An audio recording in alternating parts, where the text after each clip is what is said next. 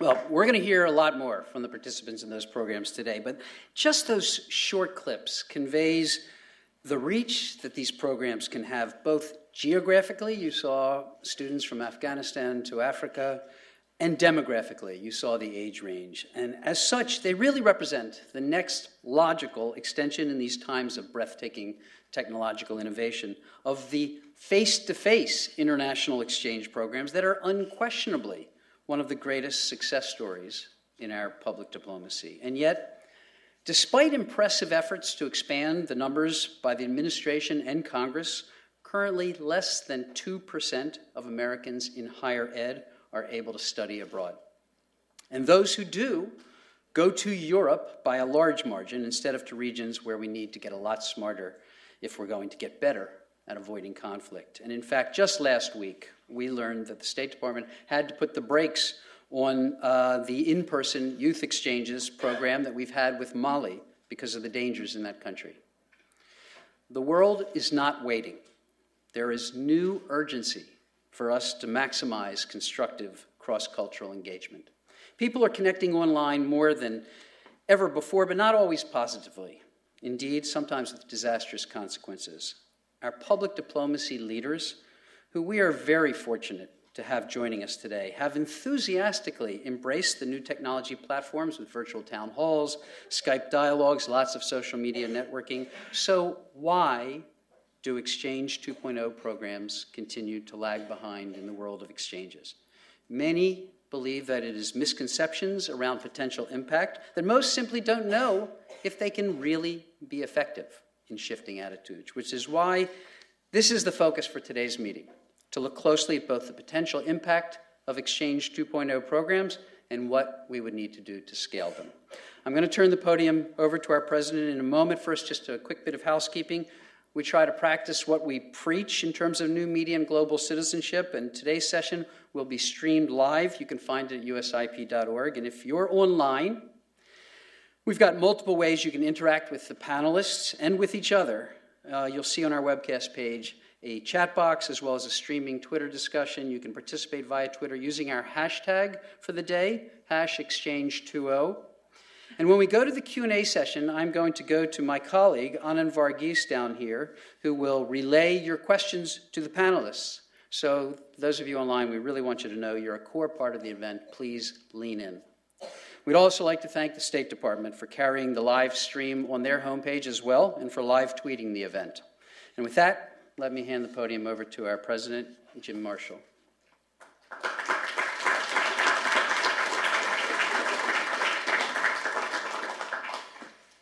Everybody here knows that the world has become more and more interdependent, and yet at the same time it is not very well integrated. And as a result, what we'll see are disruptions that shouldn't occur, and these disruptions will cause a lot of pain for people. Anything that we can do that improves the world's integration, understanding between people, is something that will improve the globe dramatically in the years to come. And it's something that's critically important, and as Sheldon points out, only 2% of our population participates in people-to-people exchanges. It's too expensive, and when we do, we typically go to the same old places that are safe, not the places in the globe where we really need to make contact, places where we really need to understand what's going on. We need to have people that we're talking with there, and at the same time, they need to understand us better. I think that Exchange 2.0 holds out enormous promise in this regard. And I just delighted that we are able to host this event today and hope that we'll be doing a lot more of this in the future. Now, it is my great pleasure to introduce a fellow Princetonian, Queen Noor. She graduated in 1974. I graduated in 1972. She is the first American to become an Arab queen, American-born individual become an Arab queen. And she, throughout her life, has worked to improve cross-cultural understanding. She's done it in many, many ways, and she continues to do that today. We're very pleased that you're here today, Your Majesty. And with that, I'd like to turn it over to Queen Noor.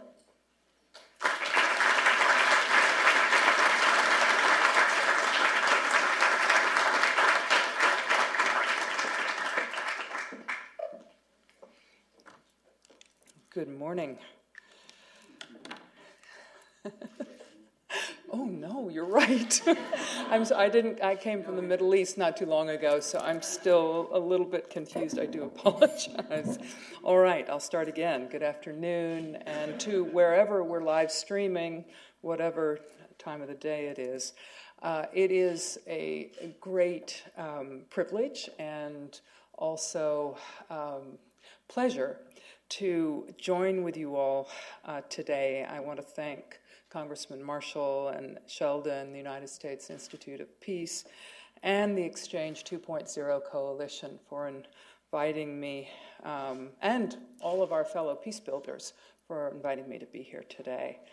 Over the past decades of my public service, I've been privileged to serve many causes about which I care deeply, whether nuclear and weapons of mass destruction, non-proliferation efforts, or sustainable development, human rights, cross-cultural understanding, and the dream for which my husband gave so much of his energy, commitment, and courageous leadership, peace in the Middle East. And in the search for real progress in addressing these seemingly intractable and very complex challenges, it seems to me that today more than ever, the key lies in something that sounds pretty banal and obvious: communication. But it's today's radical changes in who communicates and how that are creating both greater urgency for all of us and opportunities. As much as some may cling to it, still, the win-lose framework for solving problems, if it ever was truly viable to begin with, which I personally doubt, is dead.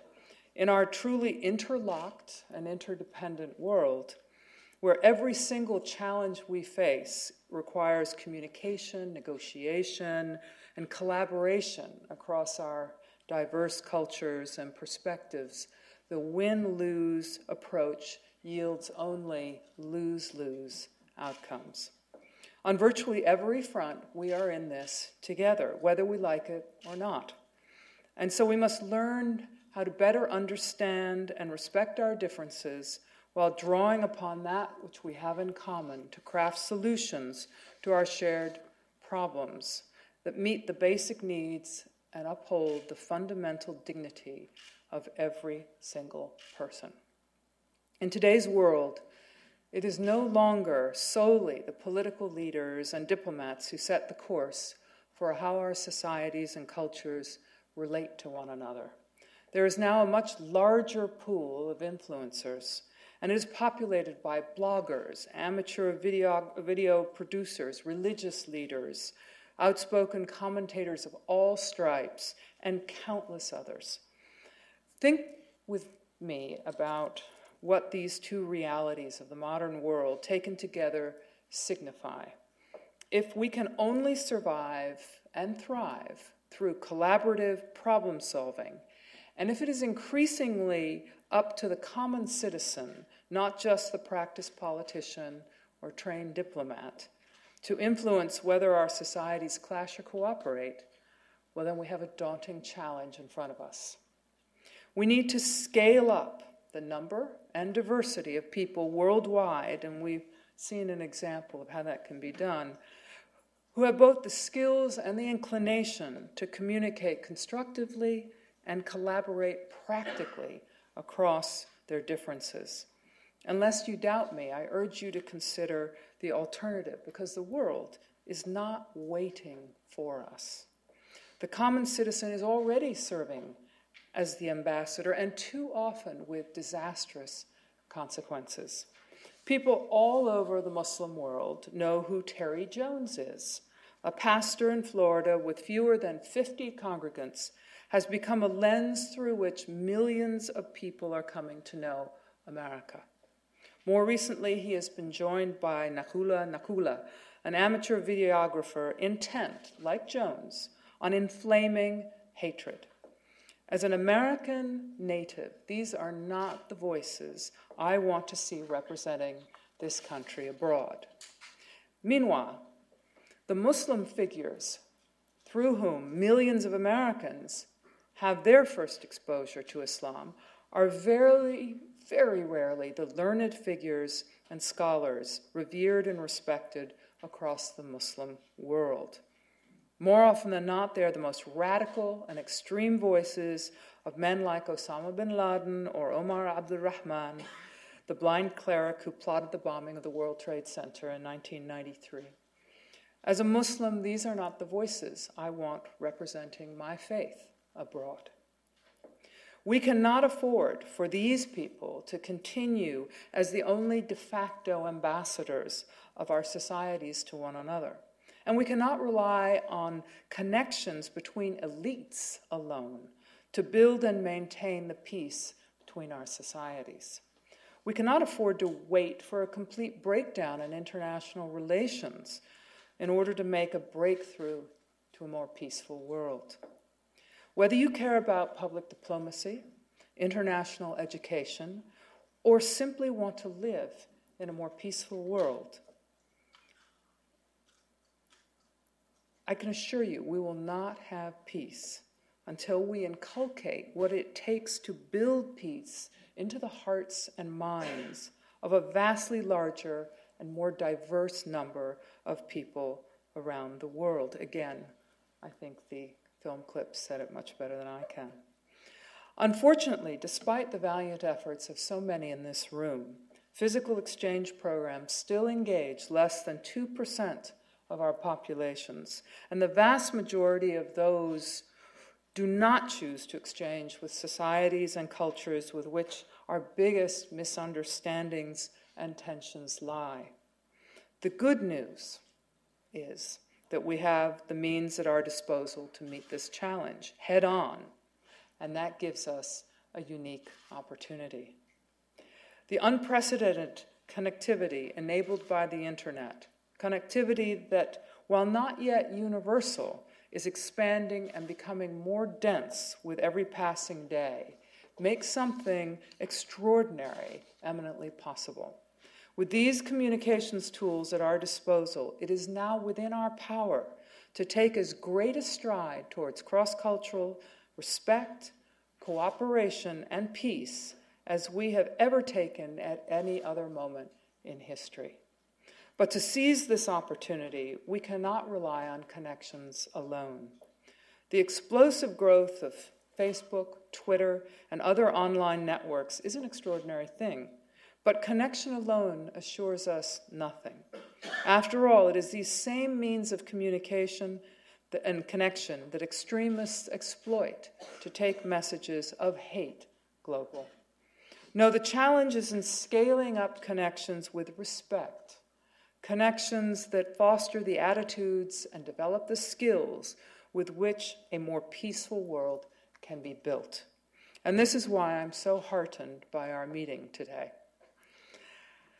I know that organizations like Solia, iEarn, and Global Nomads Group, among others, have done the hard work of establishing models of virtual exchange. The programming that achieves exactly the kind of impact we need in the world, opening up the possibility that we can finally expand access to exchanges, not for hundreds, thousands, or even hundreds of thousands, but for millions of young people. I've seen for myself the power of some of these exchanges, good programs like those run by the virtual exchange providers present here today. They're not superficial web chats, but carefully designed and tested models that make participants truly present with one another in authentic, open dialogue. Over the course of a single semester, the caricature or stereotype of the other a person has in his head gives way to personal bonds with real, complex, relatable individuals who are representative of rich cultures and nuanced societies. Suspicion and fear melts away to be replaced with genuine curiosity about the other and a newfound humility in one's own perspective. What once was foreign and threatening begins to become interesting and exciting. And what was once assumed as fact is suddenly seen in a new light. These are not fleeting experiences, but rather shifts in perspective that have profound implications for how difference is viewed in the future. Indeed, they are the very shifts that physical exchange programs have enabled for decades, but you needn't take my word for it. In a moment, my friend Professor Sachs will share insights from her cutting-edge research, which is always fascinating, into the question of what impact we need to have in order to shift someone's approach to the other from one of suspicion, fear, and disdain to one of interest, curiosity, and ultimately respect. I'm very much looking forward to this, and as I always do, to hearing her share the progress she and her colleagues at MIT have made in testing the impact of virtual exchanges, not only on these attitudes and perspectives, but also on the skills required for cross-cultural communication and collaboration. Because ultimately, if we have proven models for producing such impact through virtual exchange programs that are cost-efficient and scalable, then it is clearly possible that such programming could become a fundamental part of education in the coming decade, enabling potentially millions of new relationships of genuine respect to be fostered across the divides where they are most needed. Imagine for a moment what that kind of world would look like. What if young people in the Arab world had personal exposure to caring, moderate voices from other countries to show them that bigotry and religious intolerance are no more than fringe values? And what if our next generation of American policymakers, journalists, and religious leaders had Arab and Muslim friends, partners, or colleagues? The world would never be the same. The extremists in our societies would be forced back to the extremes, and relations between us would finally come to be characterized by cooperation and compassion rather than confrontation and coercion. Now, I know from the organizers and my friends in Exchange 2.0 Coalition that the reason you were invited here today is because we need your help to make this happen. Governments, technology companies, civil society organizations, and concerned citizens all have critical roles to play. And so as the program unfolds today, I would ask you to do two things. First, shed any preconceived notions you might have of what an exchange is. We cannot afford to approach peace building solely based on traditional communication models, particularly when new generations are increasingly using other means to share information, meet new people, and develop relationships. Instead, let us focus on the underlying change we are seeking to achieve, the change that Rebecca's research is trying to uncover and measure. Let us make positive use of these new communications media, tapping the ingenuity and expertise of everyone here to find new ways to employ them at a scale that is equal to the urgent challenge we face. And second, commit to work together toward the goal of reaching not hundreds or even thousands, but millions of people at a formative age. Because I firmly believe that only this will address the urgent challenge presented by a world in which new technologies amplify voices across borders, and every citizen is a potential media outlet and de facto ambassador, for better or for worse. Thank you.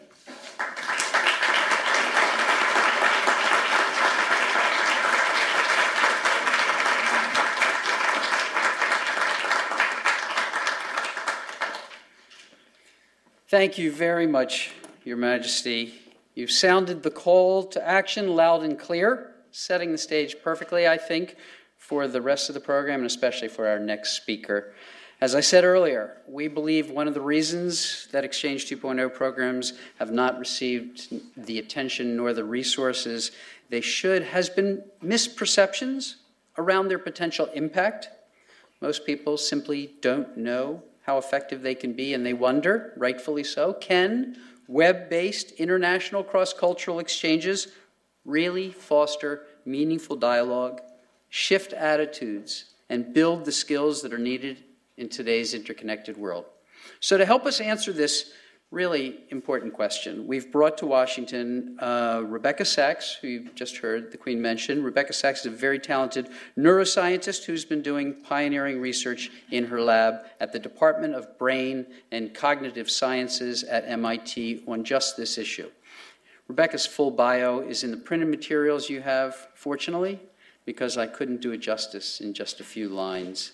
In 2008, she was named one of Popular Science magazine's Brilliant 10 Scientists Under 40, and in 2012, the World Economic Forum named her a young global leader. Ladies and gentlemen, it is really an honor to give you Rebecca Sachs. Thank you.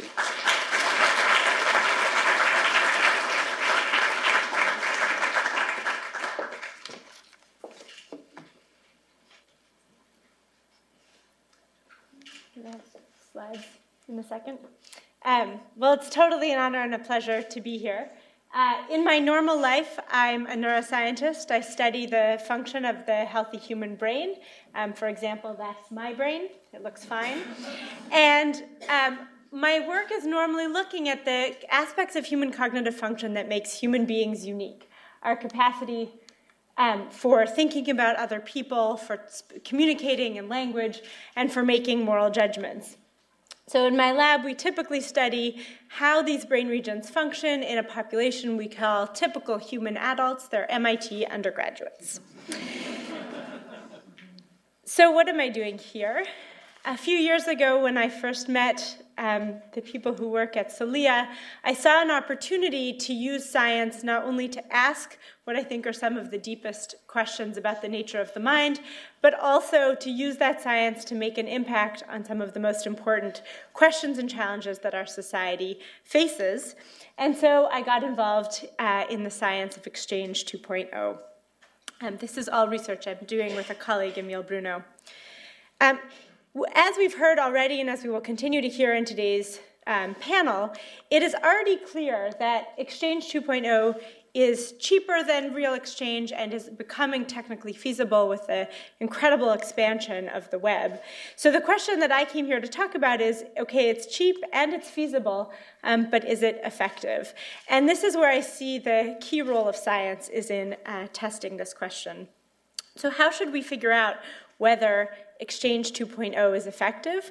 And I'll just briefly say what I think can be the rules for a scientific approach, in part using an analogy from baseball. So I hope many of you have read Michael Lewis's book, Moneyball, or seen the movie. And this is an account of how science transformed another key American challenge, namely winning games in baseball. So the first thing that we learned from baseball, and actually over and over again in psychological science, is that to make progress in hard problems, you need to get beyond human intuition. Even incredibly well-trained and well-meaning experts who want the best baseball team they could have, or the best diplomatic corps of the future, don't actually know what it takes to win a baseball game only from intuition, and can't pick the educational solutions that work just from intuition. So we can be systematically wrong going by intuitions and instead need quantifiable measures. In this case, the intuition was that what it took to be a baseball player was a certain kind of physique, a certain way of walking into the room, and a certain number of home runs per game in a high school baseball tournament. The second thing that science can do is help us figure out not only what works, but how it works, and I'm going to talk a little bit about the psychological science behind the exchange programs that the Exchange 2.0 partners have been working on. But the third thing is by forcing these partners to clarify what outcomes they're trying to achieve. Certainly what we as scientists spend a lot of time in the room with Exchange 2.0 partners working on is to clarify what is it we're trying to measure. And again, I'll talk more about that here. What's the outcome we're going for? This was the key change in baseball, was recognizing that what baseball teams wanted was not a certain number of home runs per player over the season, but to win the most baseball games. And it turned out that if you wanted to win baseball games, you didn't want just 50 home runs in a season. You wanted the players who got on base. And that was a totally different look for a baseball team. And I think we're talking about an analogy here to a totally different look for a diplomatic corps. Instead of the one person who hits the home run, we want all of the little people who get on base however they get there. Finally, in addition to knowing what we're trying to achieve in the long run, we need to figure out what are the measures that we can take that figure out whether we're making the progress in the moment. And again, I'm going to talk about that in more detail for Exchange 2.0. How can we achieve fast and cheap, but also objective and culturally neutral measures that tell us what kind of success we're having in the moment, similar to the development of measures like on-base percentage for baseball. And basically what we want is a common currency for effectiveness that will let us measure how a component of a program or a whole exchange is having an impact in the moment that will predict the impacts we care about over the long run. So that's the goal. And so starting now with mechanisms of change. What can the psychology and neuroscience that we've been developing over decades tell us about possible mechanisms by which both physical exchange and virtual exchange can change the way that a person thinks? And here I think that the first important lesson is that while playing together can make a difference, working together is better than playing together. If you look at changes in the way that one group thinks about another, teams that have been put together to work towards a common goal end up trusting one another and also trusting members of the other group more generally, more than just groups of people who have sat together and hung out and enjoyed a beer. This is particularly true in a context that really matters for the public diplomacy challenges that Queen Noor was just talking about, which is when the groups that are coming together don't come from a shared history with equal status and equally supportive institutions. So while sitting together over hummus or a beer can do a lot for two groups of people with shared status and a common history, if you have asymmetries of power and unshared histories, then it turns out that you can make a much bigger difference by giving people a task to solve, and in particular, one that focuses on the specific challenges that their history poses. The second lesson is that you don't always have to be speaking up to be making a difference. Just being there already changes the way that the other side is thinking about your group. Some of the most dramatic examples of this come from beautiful studies by Sam Summers of juries, showing that homogeneous juries work less well than heterogeneous juries, not because the lone minority member is always responsible for standing up for the viewpoint of their group, but because everybody, all the members of the jury, even the majority members of the jury, are more open to other perspectives just because there's somebody there from the other group making that perspective more salient and available. So now we have, in an Exchange 2.0 situation, you can imagine people with a task to work on in the classroom, with people even just being there from the other group, rendering those perspectives more salient. And the third lesson is that those impacts magnify beyond the people in the room. So there's evidence that having a friend from another group makes a difference, but actually even knowing that your friend has a friend from another group can have a big impact on how members, for example, of a dominant group think of a disadvantaged or minority group. And so we get a chance to impact not just the people in the room, but their extended network. And the final lesson actually comes from very basic cognitive science, from the study of memory. It turns out that the impact that you have on learning new information is magnified by learning that new information again after a break. So you might have the intuition that the best way to learn information is to do one intense, concentrated bout of study, which is called massed study. That is when you do all of one thing, and then all of another, and then all of another. And people who have done this kind of studying, that is, studied all of their calculus before they turn to biology, report feeling more prepared for their exams, more fluent with the material. but their intuition is wrong. They actually would have done better to do a little calculus and then a little biology and then a little geometry and then go back to a little calculus. It turns out that doing what's called spaced study, studying something for a little bit, taking a break and going back to it, is better for the impact of basic educational interventions, and may also be better for the impact of cultural exchange. So here again is a big opportunity for Exchange 2.0, where people can have an intense interaction with members of another group, leave and go back to their lives, and come back again the next day for a little more of that spaced exposure. So that's some reason to think Exchange 2.0 would work.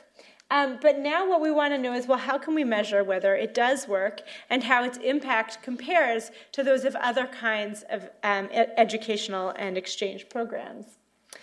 So how can we measure the change that an intervention program has? Historically, this has been a big challenge. Mostly people trust the intuition that it feels like it's working, so it must be working. So there's actually very little history of studying the effects of exchange. When there is a study of the efficacy, it's usually through self-report measures, asking people to say things like, after this program, I feel like I can communicate better across cultural barriers.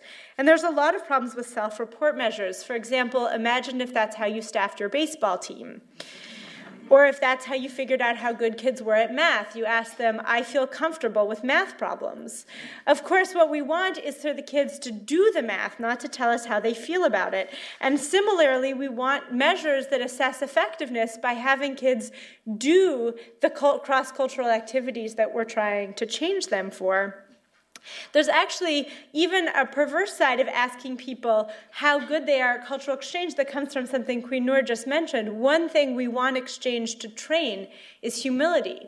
And so you might want people after the program to recognize their limitations and self-report that they are less good than they thought they were, making it look like a program is having the opposite effect, when actually what we're doing is bringing a broader perspective. Okay, so we want not just self-report, but some kind of measure of what kids can do, and also we want to compare them across programs or across not having any program at all. This is famous in medical contexts, where it's critically important to evaluate any new medical intervention against both existing treatments and placebo controls. So that's what we're aiming for scientifically. I should say, though, that there are key challenges here. It's really important, if you propose to invent quantitative measures, that you measure the right thing. Because, for example, if you want kids who are good, for example, at using math in the real world, and what you measure is their performance on multiple choice test questions, you may not do a good job of capturing their capacity to translate that knowledge outside of the exams. In fact, what you might want to do is give them the equations and see how they do applying those in the real world. On the other hand, if what you want to measure is how well they will do on their GRE tests, then what you want to do is test them in exactly the context of their GRE tests. So if you're measuring the wrong thing, then of course you won't know what impact you're having. And I think a lot of the suspicion of using quantitative measurements to assess the impact of qualitative interventions like exchange comes from the perception that people who use quantitative measurements often use them badly. So let's assume we don't want to use them badly, but instead what we want is to design measures that tap into the change we're trying to achieve. And also, we want tools that are easy to use, objective to score, and in particular, hard to fool. We want measures that don't have obvious right answers so that kids are trying to produce what they know we want to hear. This is called demand characteristics. Being a neuroscientist, of course, it occurred to me that what we should do is bring fMRI machines everywhere we go and look inside people's brains while they do these exchange programs. These machines, unfortunately, cost $10 million and weigh over a ton besides needing a shielded room, so this seemed impractical. So I'm going to show you some of the progress we're making with much lower tech and cheaper tools. In fact, so low tech, they may look too low tech, and we are trying to push our way back towards experimental measures. But even these really simple measurements give a sense of the impact that Exchange 2.0 is already having. This research was done in collaboration with Celia, looking at the outcome of spending a semester online interacting with groups across America, Europe, and the Arab and Muslim world. So this is a couple of pieces of low-tech current progress. The first dependent measure that we've been using is a measurement called self-other overlap. Oops. Oh, wow. You're getting a preview. All right. We'll get back there in a second. Okay. You're not allowed to see it. Okay. Here's our super high-tech measure, not quite a brain scanner. It's actually just a set of circles. And people are asked to indicate how they feel about their relationship between themselves and a group that we define just by sliding the two circles continuously together and apart. This is an incredibly simple measure about how people feel about another group and their relationship to it, but it's turned out to have actually amazing predictive power. So for example, in other experiments, how close you put the circle representing yourself to the circle representing the other has been shown to predict your generosity to them when real money is at stake, and even your willingness to take their place in an experiment that involves painful electric shocks, to take pain yourself to prevent them from experiencing the pain. So as people put themselves and the other into more overlapping configurations, they show more willingness to take on pain for the other. In American participants in CELIA, what we found is that before they participated, they showed themselves completely overlapping with Americans, but not overlapping with Arabs and Muslims. One semester later, after CELIA, their perception of the relationship between them and Arabs and Muslims had changed dramatically.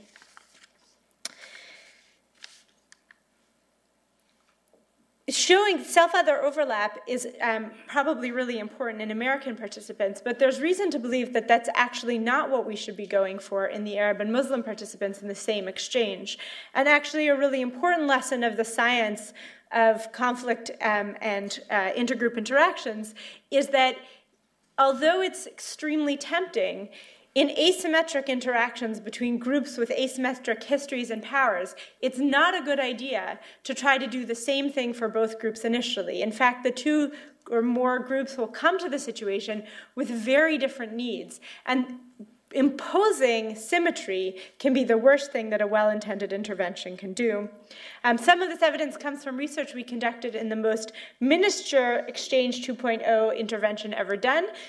This is an experiment that we conducted in Ramallah and Tel Aviv a couple of years ago, where we had participants come in for a 15-minute exchange.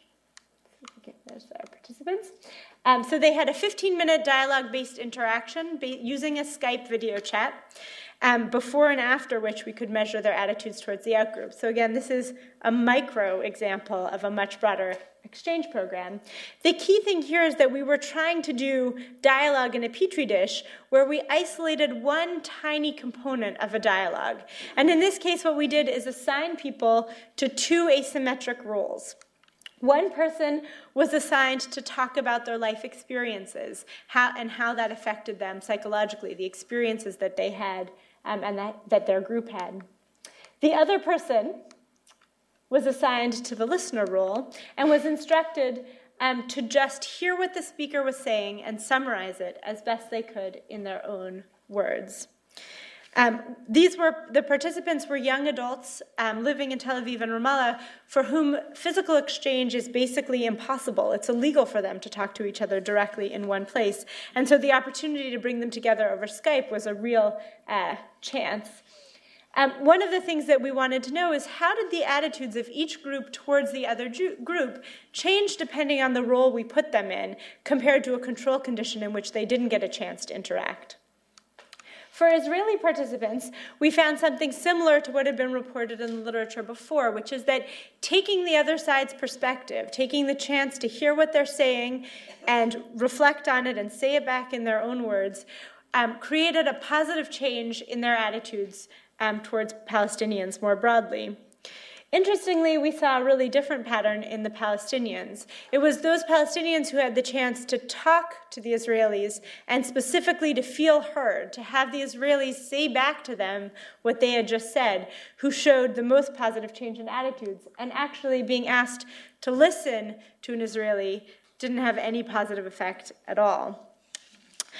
This experiment suggested to us that a key thing to measure in broader exchanges is how effectively the exchange makes you feel listened to, heard by, and respected by the other group, especially for the non-dominant or less empowered side of a dialogue.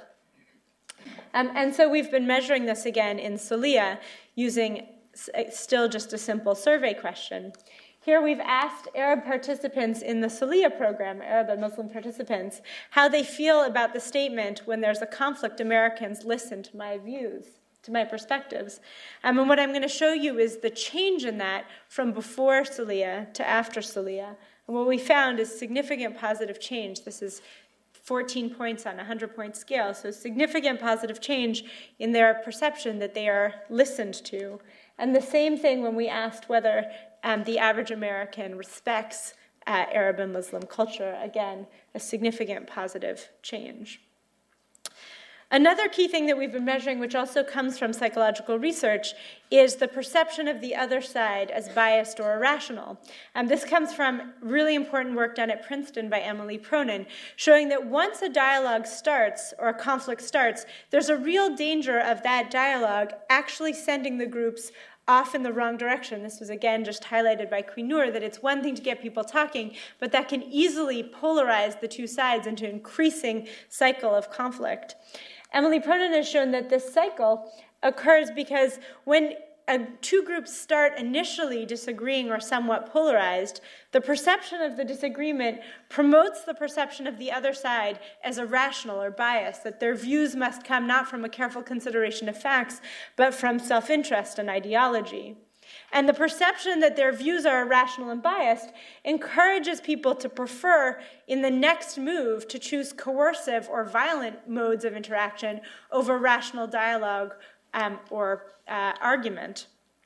Of course, one side choosing coercive or violent moves as the next step increases the perception of the other side of their polarization, expanding the difference between the two groups.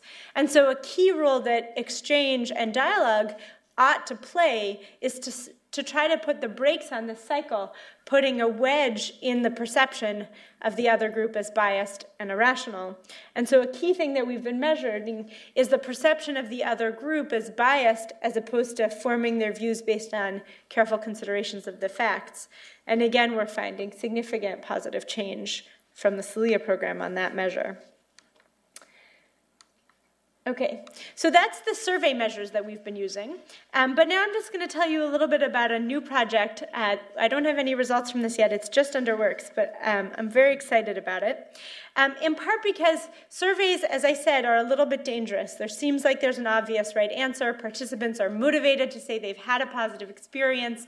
And what we want are experimental measures where there aren't any incentives working against measuring the change we're really trying to make. And where, again, like baseball, we can actually watch the people we're training play the game that we're training them for.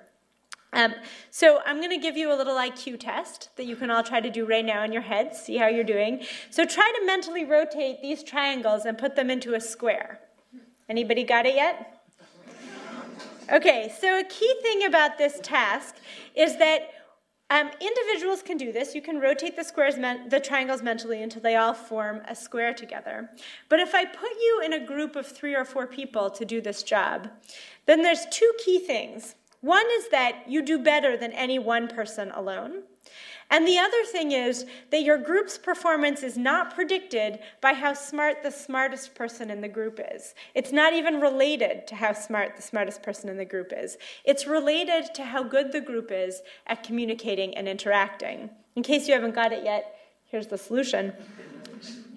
One of the key things that psychologists have found is that when individuals need to interact in a group with other people from an unfamiliar group or a group they find threatening or hostile, cognitive resources get used up monitoring those other group members and monitoring yourself and your behavior. And so you get what's called cognitively depleted, unable to use your working memory and cognitive resources for the task at hand.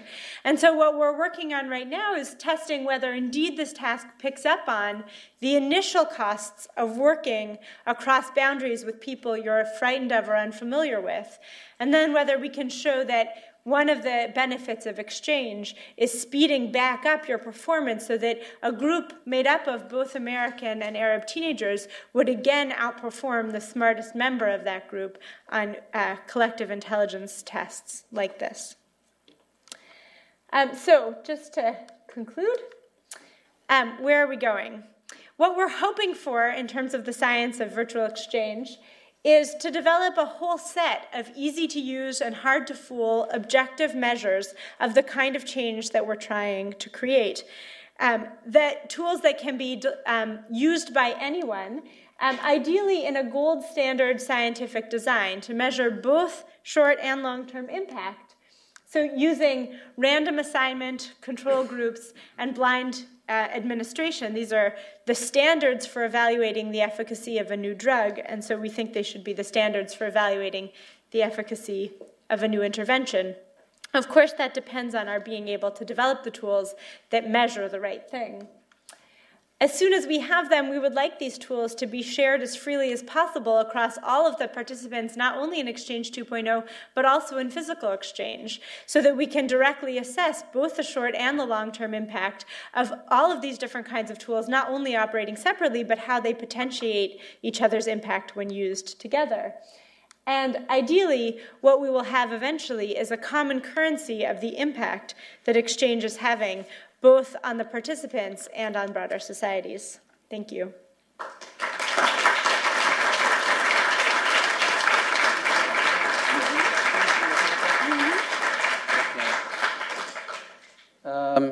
Yes, it's working. Great. So what I'd like to do is take some questions now for Rebecca. We're doing really well on time. Is anyone else thinking that if only their science classes had been like this, your life could have been completely different? At least that's what I'm thinking.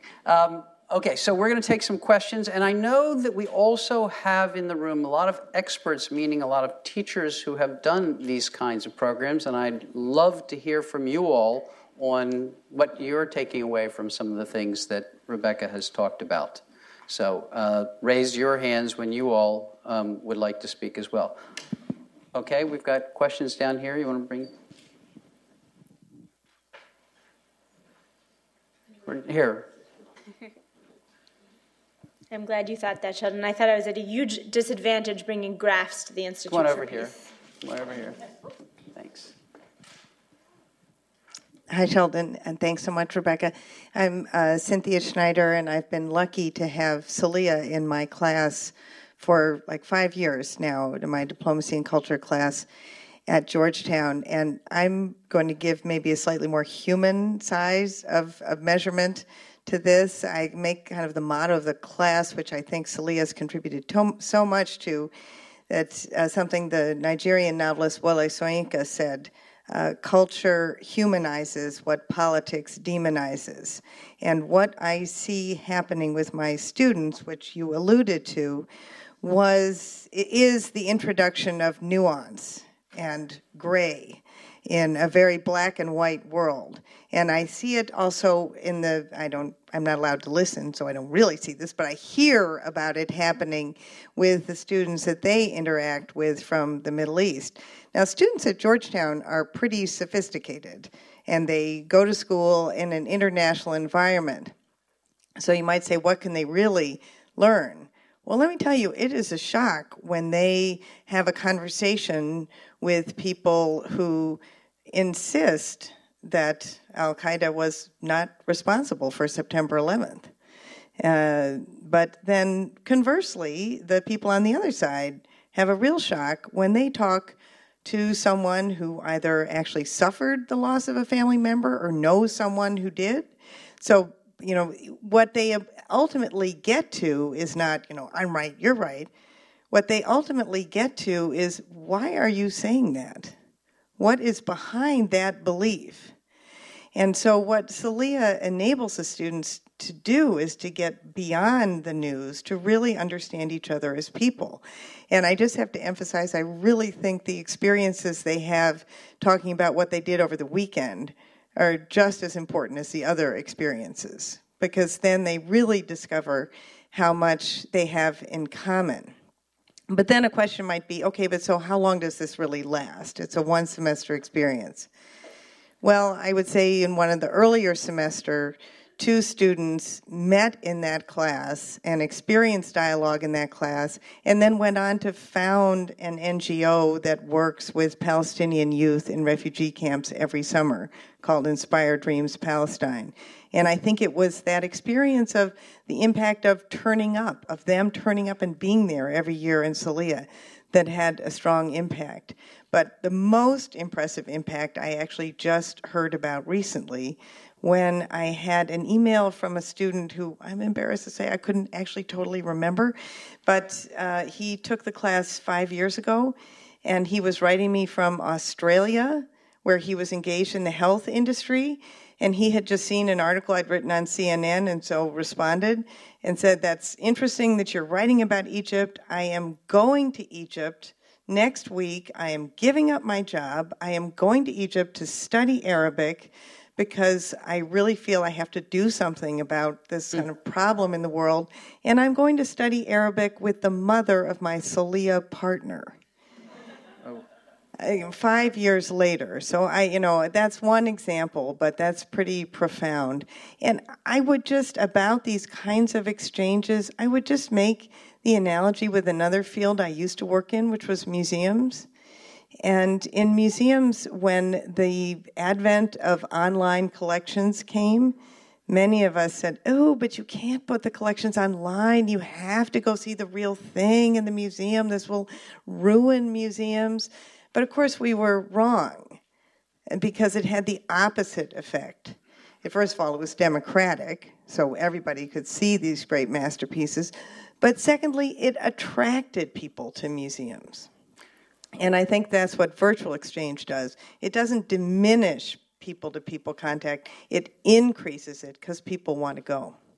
Thanks, Cynthia. Did you have anything you wanted to comment on? Or? Okay. There's a question right here in the middle. Other hands up there? We're looking. Okay. Good afternoon, ladies and gentlemen. Thank you so much for the wonderful presentation. My name is Rosemary Sekero. I'm the president of Hope for Tomorrow. We focus on conflict resolution and violence prevention. I'm based in Washington, D.C., though I'm from Kenya. Looking at your presentation of group and brain, it was very interesting. I'm not a scientist or somebody who understands, but I understood you even if I'm not a scientist. Could you tell me something about, because I'm an African, is there that brain, is the brain, African brain different, why the brain different, or what, looking at all those circles of group people, discussion, which makes a difference, and one person cannot make it, 2 people, or a group can make a very big difference. But most of the time I hear, Africans are stupid, Africans don't do this, Africans. Can you explain me if you have researched the brain of an African and a white person or a black person? Thank you. One of the amazing things about getting to see people's brains every day is that you find out that the first thing you see when you see a brain is that everybody's brains look exactly the same. So when I first saw my brain, I was kind of disappointed. It just looked human. And the next thing that you realize is that everybody's brains are just as different as their faces. Each brain is a little bit different in shape and size and configuration, and of course the contents of it are as different as our minds.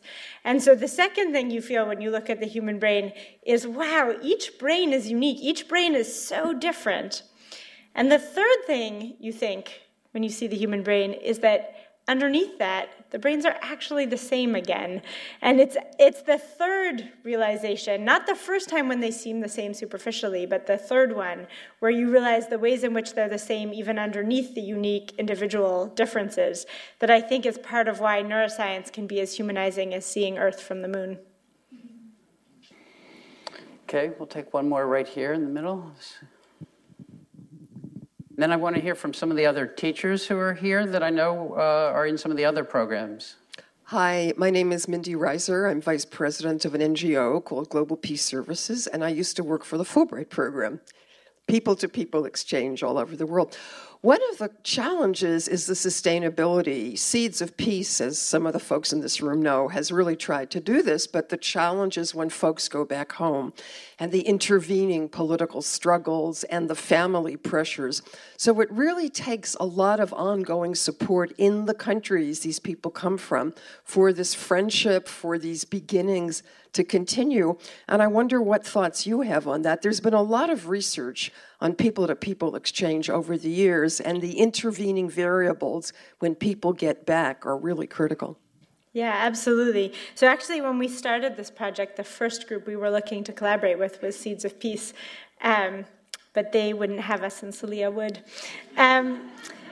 But we were exactly interested in these kinds of questions and how physical exchange changes the way groups think about one another. And Emil Bruno, my colleague who worked on this, knew a lot of people in Seeds of Peace and was particularly interested in an anecdotal observation that many people involved with that program had made, which is that there were huge benefits right away, but that they disappeared pretty quickly when people went back home, and that in particular it seemed like maybe even there was a boomerang negative effect.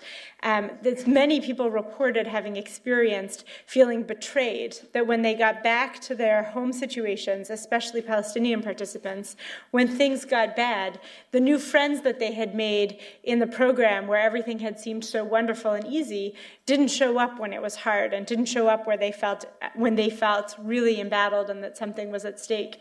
And certainly one of the things that seems like a potentially very exciting consequence of Exchange 2.0 is that it doesn't start outside of your real life. It starts inside your real life.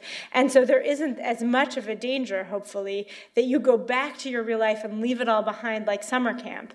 Because if it was in your real life to begin with, it might be easier to carry it forward in your real life afterwards.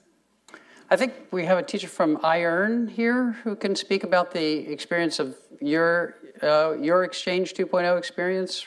We've heard a lot about Celia, but I know there are other programs. iEarn is here, Global Nomads Group. Anybody want to take the microphone from either of those groups? It's a pleasure to be here today, and yes, I did have some kind of experience with my students as a Rotary Exchange student programs that I participated on, and now professionally have changed my life, and professionally now working with iEarn International Education Resource Network, where this cross-cultural dialogue has helped my students a lot, particularly being from Brazil, and on an underserved schools. The students are looking forward now the World Soccer Cup and also the Olympic Games that are coming up in 2014 and 2016. So they are really trying to implement, increase their language skills. And I think that they are now more motivated in to take action, as you said, some kind of assessments, how I was thinking here.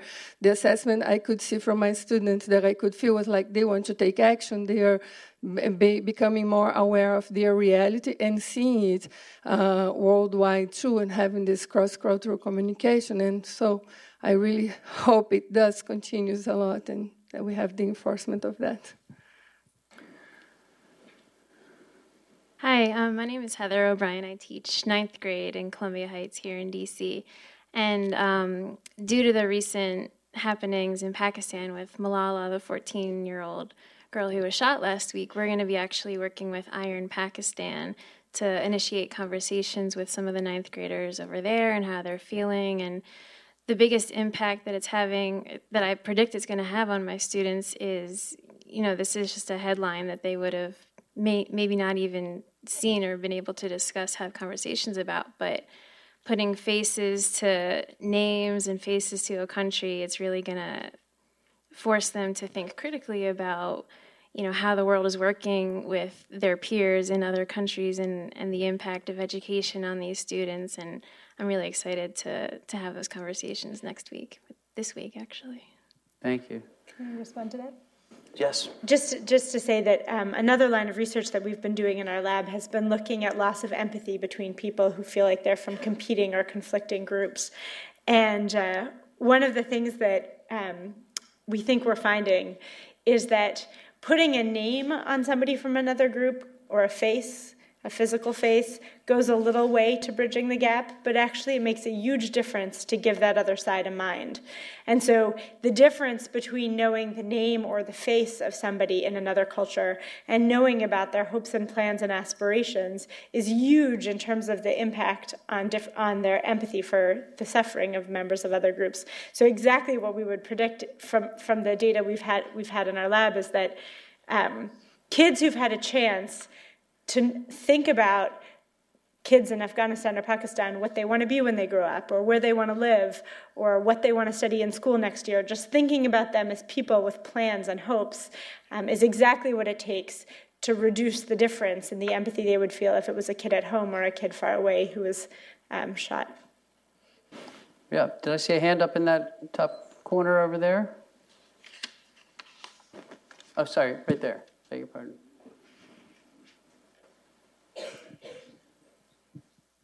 I wonder if your research has been able to inform issues of diversity and inclusion in the American workplace, or vice versa? So my own research has not focused on the American workplace, but there is actually an excellent tradition of psychological research specifically on racial diversity in the workforce. So that's work that started in the 60s and is, in fact, the one kind of diversity that really has been intensively studied in American psychology is specifically racial diversity. And as I said, the evidence there is that diversity in the workplace has a very big impact on attitudes about members of other races. One of the most dramatic experiments, this is ambitious beyond anything I've tried yet, though you never know what Celia will get me to do, in which the scientists employed pairs of people in fake jobs. They were 9-month contracts to do work, and they paid them salaries for 9 months. But it was an experiment, which the participants didn't know they were in, because some of them had been hired to work in teams that were mixed race, and some of them had been hired to work in teams that were racially homogenous. And after this year-long intensive project, they then measured attitudes towards the other group on lots of actually really realistic measures, like would you be willing to work with them, would you be willing to live near them, would you be willing to hire them, and showed very dramatic benefits of having worked together on attitudes towards other races.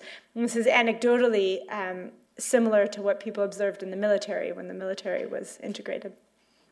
Okay, we've got time for one more question over here. I'm sorry, we've got to stay on schedule here, and this gentleman's had his hand up for a while. Sorry, we'll come back maybe. Thank you very much. I'm Derek Cogburn from American University, and the last comment that you just made me think about Scott Page and his work at the University of Michigan on how diverse groups come up with lots of interesting solutions to problems that homogeneous groups tend not to. So if you haven't seen that, it's some really interesting work that might also answer this gentleman's question. And I'll read. And just to say, one of the key things about that, again, is it's not that, say, if you have a mixed group of black and white people, it's not that the black people have different ideas. It's actually that everybody, the black people and the white people, have better ideas in a heterogeneous group than they would have in a homogeneous group. Right? So diversity brings out the best in every member of the group. Exactly, and he was talking about the larger the diversity gives you more dimensions around which you have this kind of difference. But anyway, different question.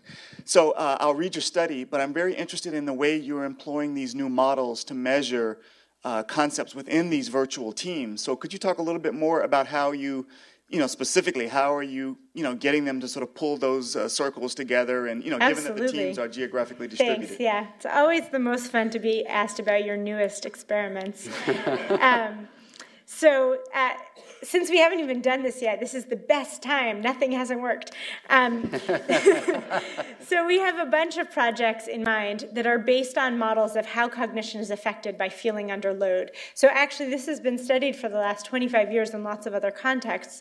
What are the consequences for your ability to think of basically having to maintain something else in mind? So one thing you might have to maintain is how you and the other group members are behaving. And if that's taking up some part of your mind, right, there's been many answers, but you can think of it even just as dual tasking. Just being put in a context with somebody that you're not sure about is like having a whole second thing to be doing. So there's the technologies as well.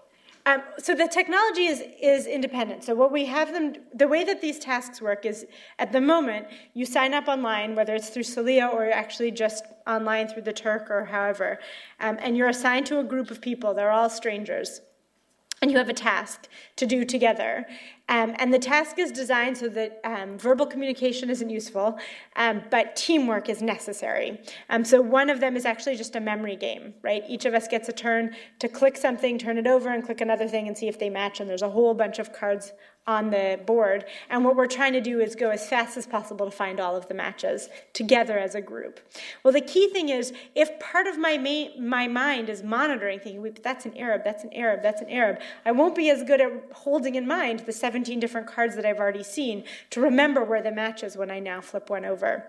And the game that I showed you, actually, it's a little more complicated than that. Each of us is trying to make a square, and each of us has a set of triangles. But some of us have the other person's triangle. So what I need to do is notice one of the triangles I have, you need it, and I just need to give it to you, but you can't take it. You can't ask for it and you can't take it. You have to wait for me to realize I have something you need and give it to you. And that's, again, another task where that requires focusing not only on completing my task, but on figuring out what task all the other members of the group are trying to do and playing my part to make us all finish our job faster together. So the way that the game looks is you sign in, it's an online screen. On the screen are 6 live video streams that show you the people you're playing with, no sound, just video, and 6 cursors, and each cursor is labeled with a flag and a name, so you know whose cursor is whose. And then you're just looking at the task, and there's nothing explicit, that's part of what I love about this, nothing that says this is about groups or that it will matter that it's about groups. It's just empirically, if you're worried about the fact that you're playing with an unfamiliar or potentially threatening group, then it's harder for you to do your job.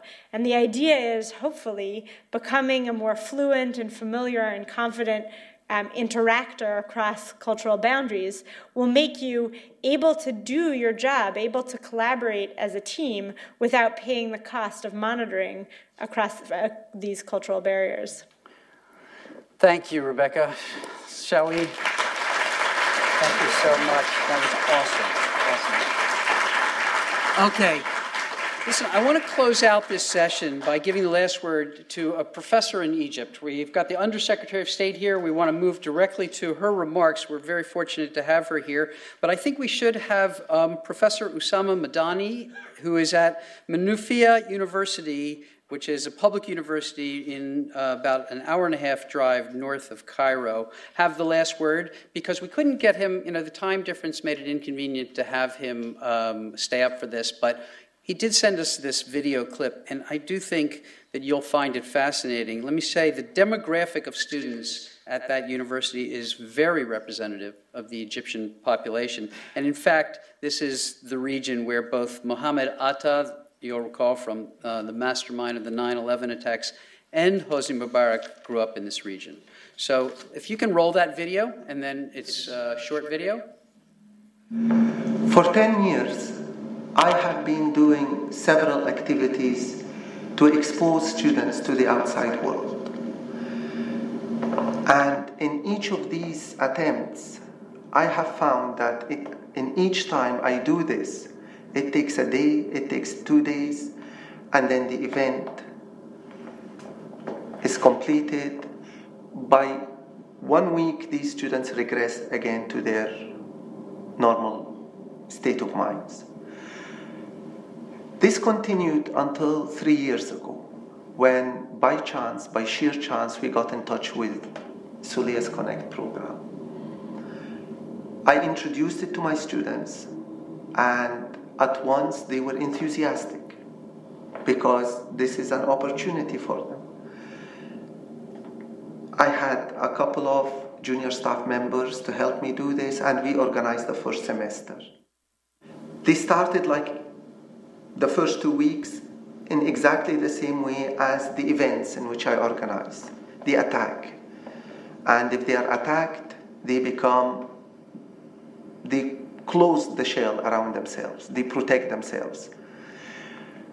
Gradually, these students, with the 3rd, with the 4th week, and because it is a sustained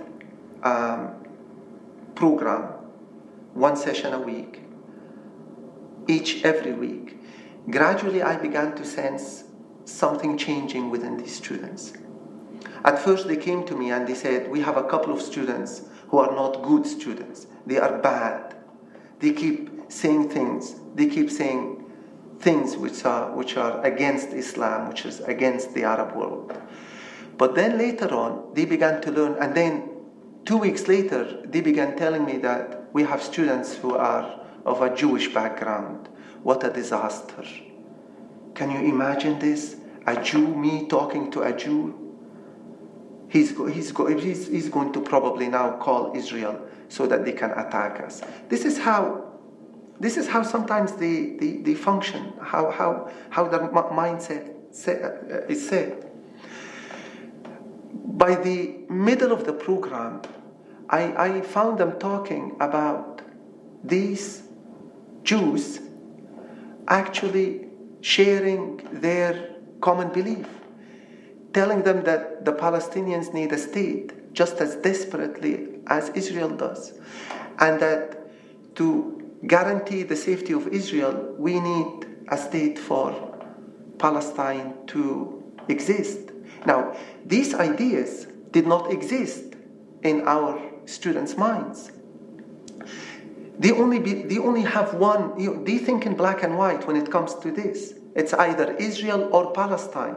Now, when you find someone else, especially Jewish, telling them that we need both and Israel and the Palestine, this makes them reevaluate their entire mindsets. By the end of the first semester, we've conducted 6 now, these students' mindsets, their whole personalities completely changed. Completely changed. They said, when we started, we thought that this was a deception.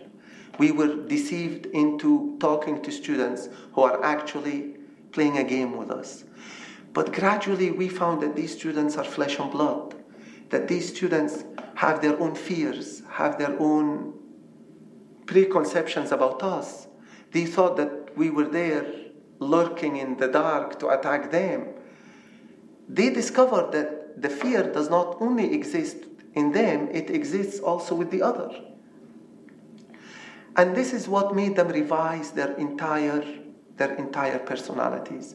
And you should see the impact of this on the other students who are a majority and who are still stereotyping the other, immersed in preconceptions about the other. You should see the form of dialogue now between the minority and this majority. And they would talk both inside the classroom and outside the classroom. They would talk to other professors. And these students would come back to me and say, why have the entire 14 students changed? It's not 1 or 2. Something is wrong here. But then they began to ask, can we join? We want to prove to you that this is an entire game, that these students are deceived. The next session, 14 students take part and they themselves go through the process and they begin to acknowledge the other, to see the other. And because of this, I don't know if I should say this or not, but I have been conducting the Suleya Connect program secretly at my university because I have been overwhelmed by students who want to take part in it. I have a waiting list of 700 students, and I cannot go public because if I go public, I will find 1,000 students storming my office. So I keep it secret. I tell them, don't tell anyone. So they tell their nearest student, their friends, and it is their friends that come and put their names on the waiting list, and it's 700 now, and I don't know what to do with them. This is an excellent opportunity for them to see the other, to know the other, but most importantly, to know themselves, and to acknowledge their own fears and their own preconceptions. And as I always say, the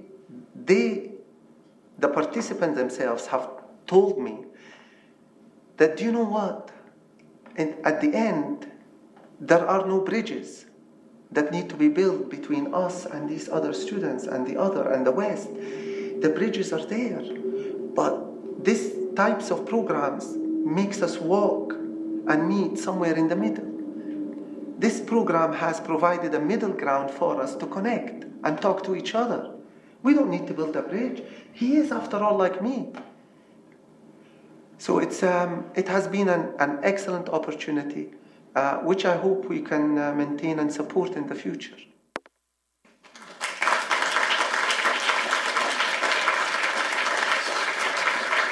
Thank you, Professor Madani. In your own words, quite powerful testimony. All right, now it is such a personal pleasure for me to be introducing our next speaker, someone who really needs no introduction in this building, from whence she cometh, before being sworn in last April as the Undersecretary of State for Public Diplomacy and Public Affairs. Tara worked tirelessly for many years to help USIP become more effective in our peace-building work around the world, just as she is now working tirelessly to help this Department of State and the nation become more effective in its public diplomacy work. So, ladies and gentlemen, it is an honor for me to invite to the podium someone who inspires anyone who has had the pleasure to work with her, Undersecretary of State Tara Sonnenschein.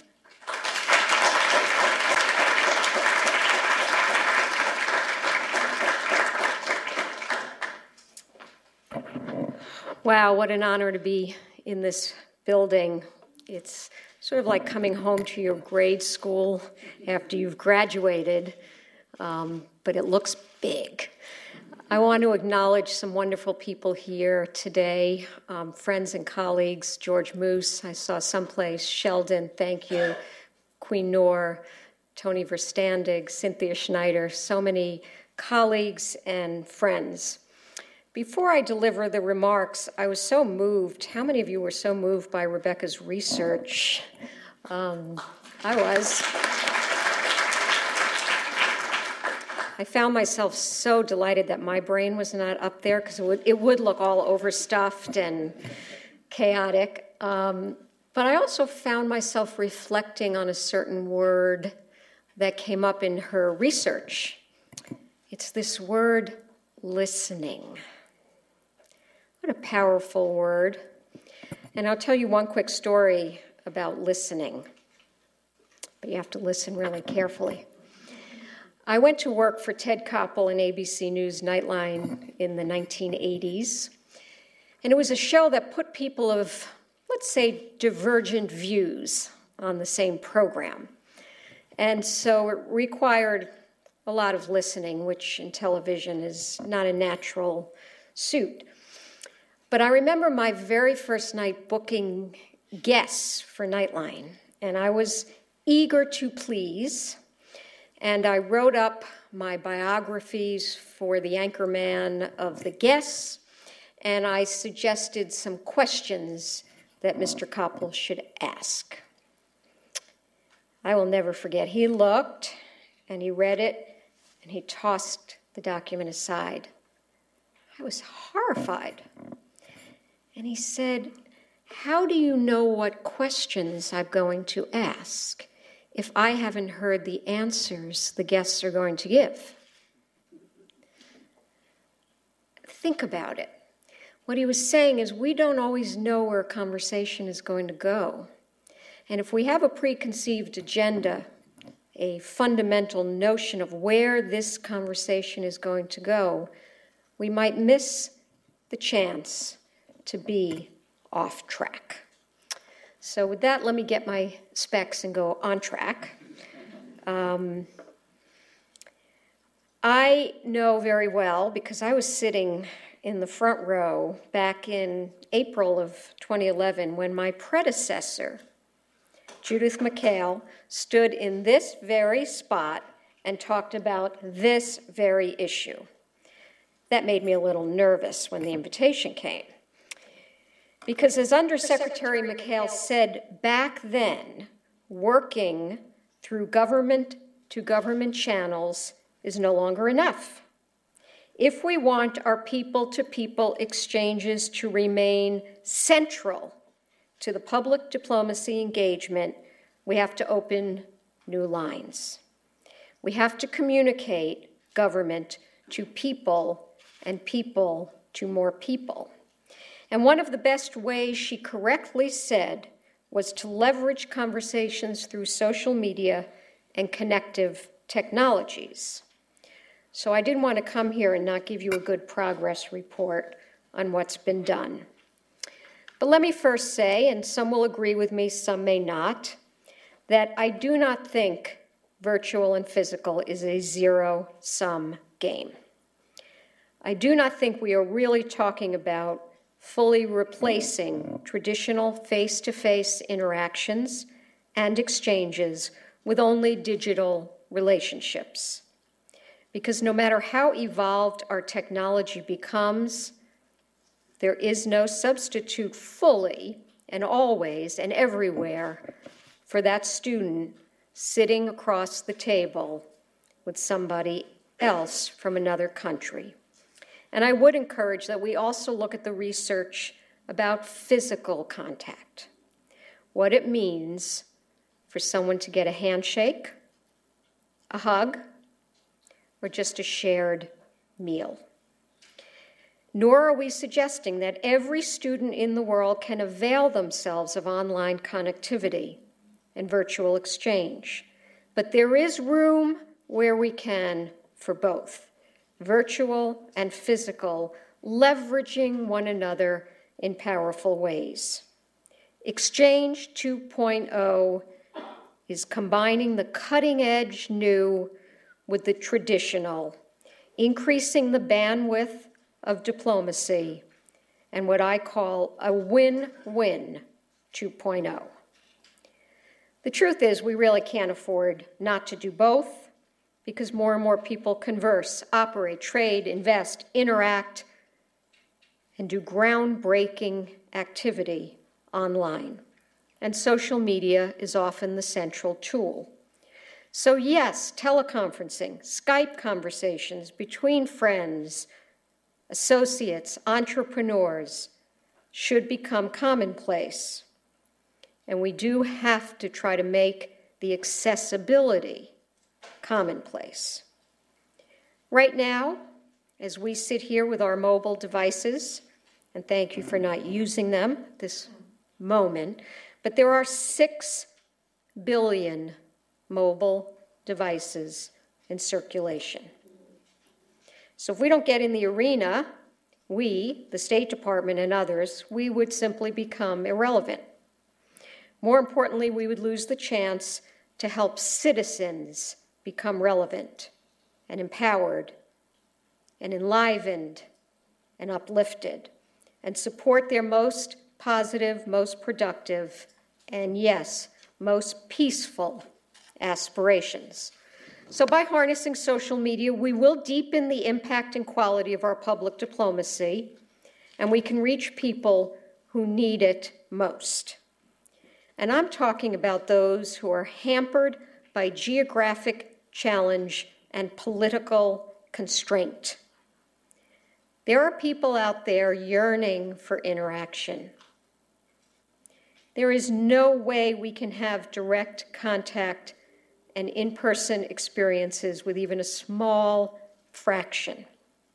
Virtual technology will give us the capacity to significantly scale up engagement opportunities. And we will help more people write and text their own futures, whether they are learning English, strengthening social media capabilities, participating in an exchange program, or just simply the 3 C's: connectivity, communications, and confidence. Exchange 2.0 works as an extension of ongoing public diplomacy because it maintains the relationship before and after. The more we engage, the more productive, the more the environment is created, that enabling environment for interaction, investment, and trade, which ultimately means enhanced national security. So what have we really been doing all this time? Well, if you look back, and I have, for more than 10 years, the Global Connections and Exchange Program supported and has continued to support online linkages with students educators, and youth leaders. So I asked for some of the data. This is an audience that loves data. Since 2004, if you just looked at teachers, 6,000 teachers in more than 100 countries have benefited from one program, the Teacher Scholarship E program. That's innovative online graduate level teaching courses. Most recently, we organized virtual exchanges on the margins of high-profile events. So what we did was organize online virtual engagement running alongside physical engagement. Examples, the World Summit of Nobel Laureates in Chicago. At that event, State was connecting students at Chicago's Lincoln Park High School with young people in Algeria, Ghana, Peru, Zimbabwe. And out in the field, if you talk to posts, our embassies are leveraging technologies widely, bringing diverse groups together in a virtual space. In the Caucasus, I was shown one post with training and support from our own International Information Bureau, bringing students together from Armenia, Azerbaijan, and Georgia. And they were discussing the American experience in democracy. That's outreach. And what it does in a region with a history of armed conflict and cultural mistrust is create some understanding and some space for listening. But we have to do much more. So I'm pleased to announce today that we are standing up a new virtual exchange team at the State Department. And I'm delighted that Victoria Esser is here from the State Department, who's one of our czars and gurus of virtual exchanges. But we will have a virtual exchange unit that will integrate all of the virtual aspects into all of our ECA programs. And the goal is simply expansion of reach and capability. The second goal of the initiative is to open some new channels between young people in the United States and youth around the world. Without the technology, we know we can't have all the conversations and build all the networks. Another idea we have, which is coming to fruition next month, is to host a virtual college fair over 24 hours. It will be the world's largest educational platform where 200 colleges and universities can present their materials online instead of those little booths that we all remember from our high school years. And the notion there is, let's get a good diversity of schools, because we all know there are schools out there with fewer resources that can leverage their international recruitment if given a level playing field, and increase the availability of information about studying in the United States. So why can't international students know every kind of college and university here and come to one 24-hour cycle fair, respective of their time zone and their region, and increase the engagement between educational advisors and students who go to all of our American spaces. Another relatively new innovation are the youth tech camps, empowering people with the skills of digital networks. This is an extension of what Secretary Clinton means by 21st century statecraft, engaging with the alumni of our engagement programs. So far we've done 3 youth tech camps. One of the partners, IRN, is here, and thank you for the help in administering the youth tech camp in Bangladesh, the youth tech camp in Pakistan. Both were hugely successful. And over the 3 initial youth tech camps, we've connected alumni of all of the YES programs, the Kennedy Lugar Study programs. Because once someone finishes a program, they're not finished with the virtual community. I also do want to begin to close with some thoughts about you who are here in the audience. Critical to the success and impact of State Department-sponsored virtual exchanges must be partnerships with individuals and entities in the public, private, and non-profit space. People like you who bring the array of talent and assets and resources to the interconnected challenges we face. I think later today you'll be hearing from Lucas Welch, whose CELIA organization has partnered with IRN and Global Nomads Group and helped form what we now consider the Exchange 2.0 Coalition. And with programs like Connect, they are working to make virtual exchange a robust force for the 21st century. One more new initiative I wanted to tell you about is GIST, Global Innovation Through Science and Technology. We have got to get a handle on the STEM issues facing not only the U.S., but the global community. So we are working with CRDF Global, a public-private nonprofit that promotes technology-based entrepreneurship around the globe. We are working with the U.S. Embassy in Islamabad and the MIT Enterprise Forum in Pakistan. And we created a video conference that connected 500 Pakistani entrepreneurs with mentors and business members around their country. If it weren't for these partners and that technology, we could never convene such a widely dispersed community. So these are just a few models that we are employing.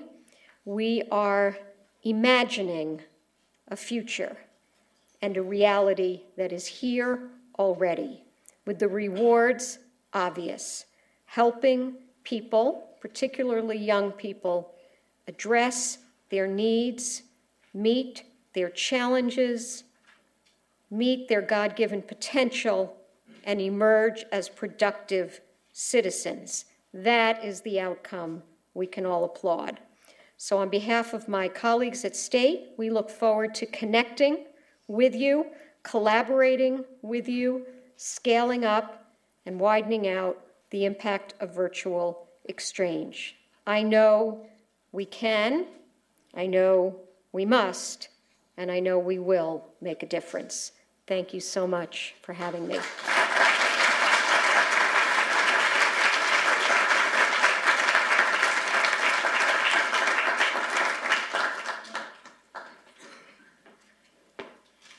Well, I'm excited. I'm really excited, especially hearing about this new team being stood up within the State Department under Victoria's leadership. That's really exciting. So, thank you, Madam Undersecretary. She's got to leave for another engagement, but we're very fortunate that we have got Deputy Assistant Secretary Adam Arelli from her team, the Public Diplomacy team of the State Department, who will be on this next panel. So questions that you might have had for Tara, feel free to direct towards Adam, who is, I should say, standing in for Assistant Secretary Stock, who wasn't feeling very well. So nevertheless, again, a sort of a sign of the department's commitment to this issue that we've have just such a strong presence here today. We are on to our final session of the meeting. I should also remind you all, there is an evening reception to reward you with after being so patient for the 3 hours. But first, we've got an absolutely critical discussion here on the heels of everything that we have been talking about, hearing about impact, about resources, about moving forward. And to take us through that very important discussion, we are fortunate to have as our moderator Tony Verstandig, Chair of the Aspen Institute's Middle East Programs, Senior Vice President at the S. Daniel Abraham Center for Middle East Peace, and former Deputy Assistant Secretary of Near Eastern Affairs at the State Department from 1994 to 2001. Perhaps most pertinent for today's meeting is her current role at Aspen, where she oversees the Secretariat for the recently launched Partners for New Beginning, which is a public-private partnership that deepens engagement between the U.S. and local communities on issues of economic opportunity, science and technology, education, and international exchange in 10 countries from North Africa to Indonesia. It is a real pleasure to welcome Tony back to USIP.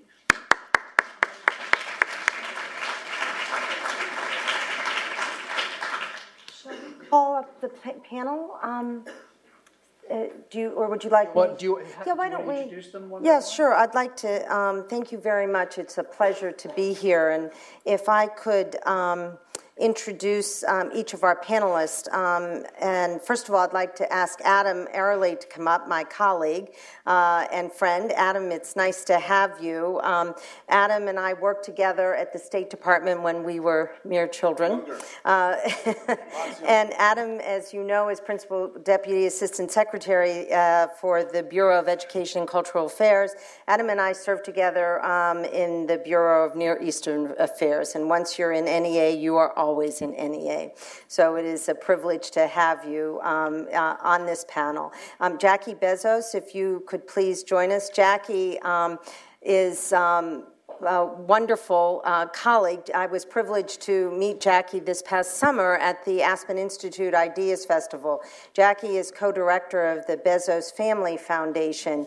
And one of the things in reading Jackie's bio that really struck me and is very much my sweet spot. Jackie's bio speaks to the issue. Not only is she co-directs the Bezos Family Foundation, which is one of the first private foundations to invest in virtual exchange programming, but Jackie's bio speaks to the issue that she loves big ideas and passion, which is the sweet spot of philanthropy, and that hardly reflects her passion for education, for driving philanthropy and all that you do, and it's an honor to have you here. Your participation at the Aspen Ideas Festival on a program on women in philanthropy was extraordinary this past summer, so thank you for joining us.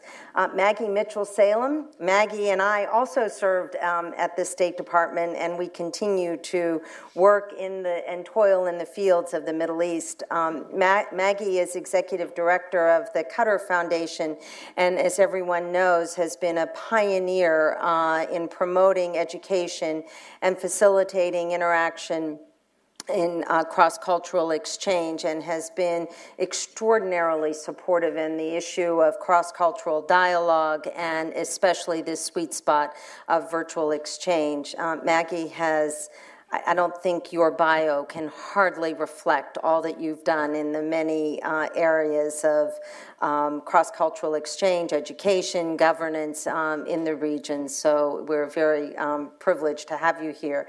Andrew Cedar is a colleague also, and we work very closely together on our Partners for New Beginning and public-private partnership. Andrew serves currently as head of global engagement at the National Security Council in the White House, and for Andrew to take the time to be with us today speaks volumes about the commitment this administration makes to the issue of cross-cultural dialogue and virtual exchange. To have both Tara Sonnenschein, Adam Airley, and Andrew really, I think, represents an enormous commitment of this administration to this issue. So, Andrew, thank you so much for joining us.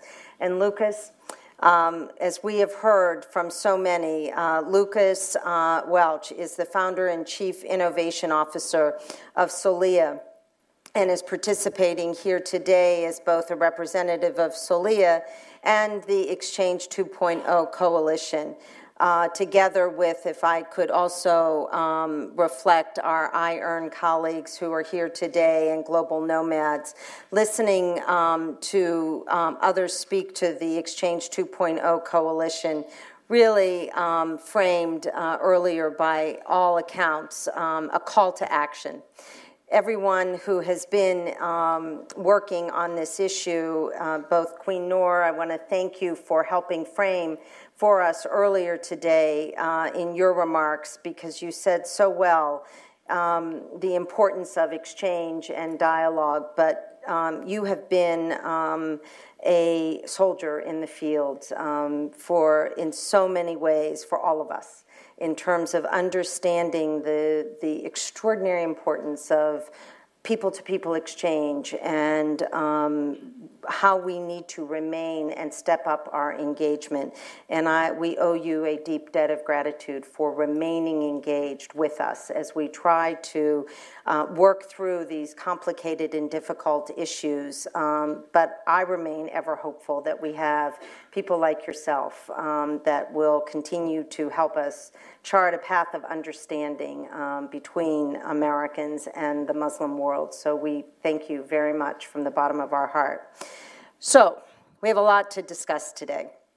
And rather than giving you a representation of all that I have to bring to the table, I think it's time for us to go right to the roadmap, the call to action. Tara, Queen Noor, and others have brought a lot to the table. And I think we have heard, and Rebecca, you gave us the science behind the importance of virtual exchange. But I want us to, if we could, and Adam, I'm going to ask you right off the bat. So we recognize the importance of exchange. We know, and you now have set up this new unit for virtual exchange. But what I would like to know is, let's talk about roles and responsibilities of all the stakeholders. And if each of you could, if I could hear from you, and if we could start with the U.S. government role, from Adam to the White House, and Jackie from philanthropy, and also Maggie, and then our Lucas. How do we identify roles and responsibilities of stakeholders? What is our call to action? So it's not just government-to-government exchange. It is not just private sector to private sector. It truly is public-private partnerships that is the call to action and the new roadmap. And how do we leverage to get to the complementarity of virtual with the traditional exchange so that we can enhance our outreach? So Adam, could you kick us off, please? Sure. I think, is this on? Okay. I think we need to start with an assessment of strengths and weaknesses of the individual actors in this. In other words, the Irons, the global nomads, the Soliyas, what do they bring to the table? What does the government bring to the table? How do you marry what you do best with what we do best? And we began this conversation last year in this forum, and I'm pleased to see a lot of the people who were at that conversation are here today. The good news is, I think, you talk about call to action. I mean, we're well into the second year of this kind of this effort, and I think there's some instructive lessons we've learned from that first year that we should accelerate and build on. We have worked, for example, in Tunisia with global nomads to connect Americans and Tunisians in a moment of great drama and great misunderstanding. We have worked, again, with IRN in Pakistan and Bangladesh to empower youth. And the lesson learned that I take away from that is twofold. Number one, I see government as a catalyst. I don't see government as, how should I put it, the chorus master of this. Because, we need to remember government's resources and capabilities, notwithstanding this virtual exchange unit, which is pretty modest. I mean, government's capabilities and resources are limited, particularly with respect to the demand that's out there. I mean, what the guy from, everything the professor from Menifee said, multiplied by 1,000. Mm-hmm. I mean, he's got, Menifee is not even the biggest university in Egypt. They've got, let's say, 25 big universities in Egypt. They've got, well, what about China? What about India? The same need that he expressed in that video is everywhere. So there's no budget in the world that could meet that demand. And there's no single organization, whether it be governmental or non-governmental, that can meet that demand. So governments are a catalyst. Andrew, do you agree? Governments are a catalyst. I think that's definitely right for a few reasons. First of all, part of what we can do is reshape the debate on this. And I think it has often been in the context of cultural exchange as a good in itself. And the reality is, the more the world changes, the more we recognize that not just virtual exchange, but sort of collaboration across borders is not something that's just a nice to have. It's a must have at this point. And so by reframing that, we bring in a broader cross-section of stakeholders who probably don't necessarily find themselves attracted to getting into this space. I think when you look beyond that, you recognize a couple things. One is that, as Adam said, our resources are finite. And anyone who's paying attention to the political debate in this country knows that there's probably that sort of flatness of resources goes out pretty far. And at the same time, the set of stakeholders who now can play and need to play in this space is ballooning all the time. And so we need to serve that role as a catalyst. And what we can do is make sure that our investments are in the places that are most strategic to help grow that, but also that we look to a set of partners. And I think our partners are also under an increasing amount of stress because we've framed this as a public-private sort of partnership. We need to start moving towards a public-public partnership. We need both the public sector, but the general public. The number of stakeholders who need to be involved is greater than any given entity in this room, frankly, to sort of pull those folks in. And so I think our challenge is both as a catalyst in terms of setting the terms of the debate, but also directing this sort of set of assets that we have towards many different ends. I think cultural exchange is certainly one of them, but when you start to bring these people together, there are all kinds of tangible ends, whether it's in research, whether it's in how we respond to disasters, whether it's in a whole host of things where the sort of diffused processing power of millions of people that had sort of until now been very, very much sort of locked in local settings is now able to connect and collaborate. And it's on us, I think, to not just restrict this to the space in which we're exchanging cultural views, but also help channel that energy. Because I think a lot of the young people around the world who want to connect with each other want to do it because it's interesting to talk to each other, but they also recognize more than probably any generation until now that there's a set of shared challenges that they need to work on together, that it's not just about getting to know each other, but it's about a set of things where they'd like to make an impact on the world. And what these platforms can help us to do is not just get them to know each other, but channel their talents and their energies towards really productive ends that help all of us in a strategic sense, but also locally for governments and communities there. So given the limited resources we have, I think what we can help do is both set the terms of that debate, but then also channel those energies towards the most productive outcomes. Jackie, as a philanthropist who stepped up to the plate early on in this process, what appealed to you about the virtual exchange space, and how did you see that space given your interest and being such an important player in the education space? Well, after 2000 and after 9/11, 2001, it was clear that there was an opportunity for dialogue and a need for quick dialogue, and we turned to Global Nomads Group to facilitate that. And they paired up, I think it was Oklahoma City, and the children from New York City, and Jordan, and the Philippines. Am I missing one? Yeah. And that was an amazing dialogue. It was an amazing dialogue that had never taken place before, and it's taken place so many times since then. We spent a lot of time in this country talking about the education gap. I mean, everybody reads about it every day, and certainly it is worthy of all of our conversations. But we also have something that is possibly just as critical, if not more critical, and that's the culture gap. So being able to provide opportunities for young people to speak to one another, to work on common issues together, to come up with, be co-creators of solutions, is only going to make this world stronger. Very, very well said. Maggie, you too are on this space, in this space. Yes, we are. Cutter Foundation International realized early on, both because I'm a product of a Fulbright grant, but also because, despite what people think about the resources of the state of Qatar, they are as limited as everyone else's. And it does take a global community coming together to often achieve what we need to do. And so Qatar is part of this. And Her Highness Sheikh Moza under her guidance, and in fact she was just in a schoolroom in Harlem a few weeks ago, watching kindergarten kids say their first words of Arabic in a program we're supporting through a partner there, the Global Language Program, and in coordination with the Department of Education in New York.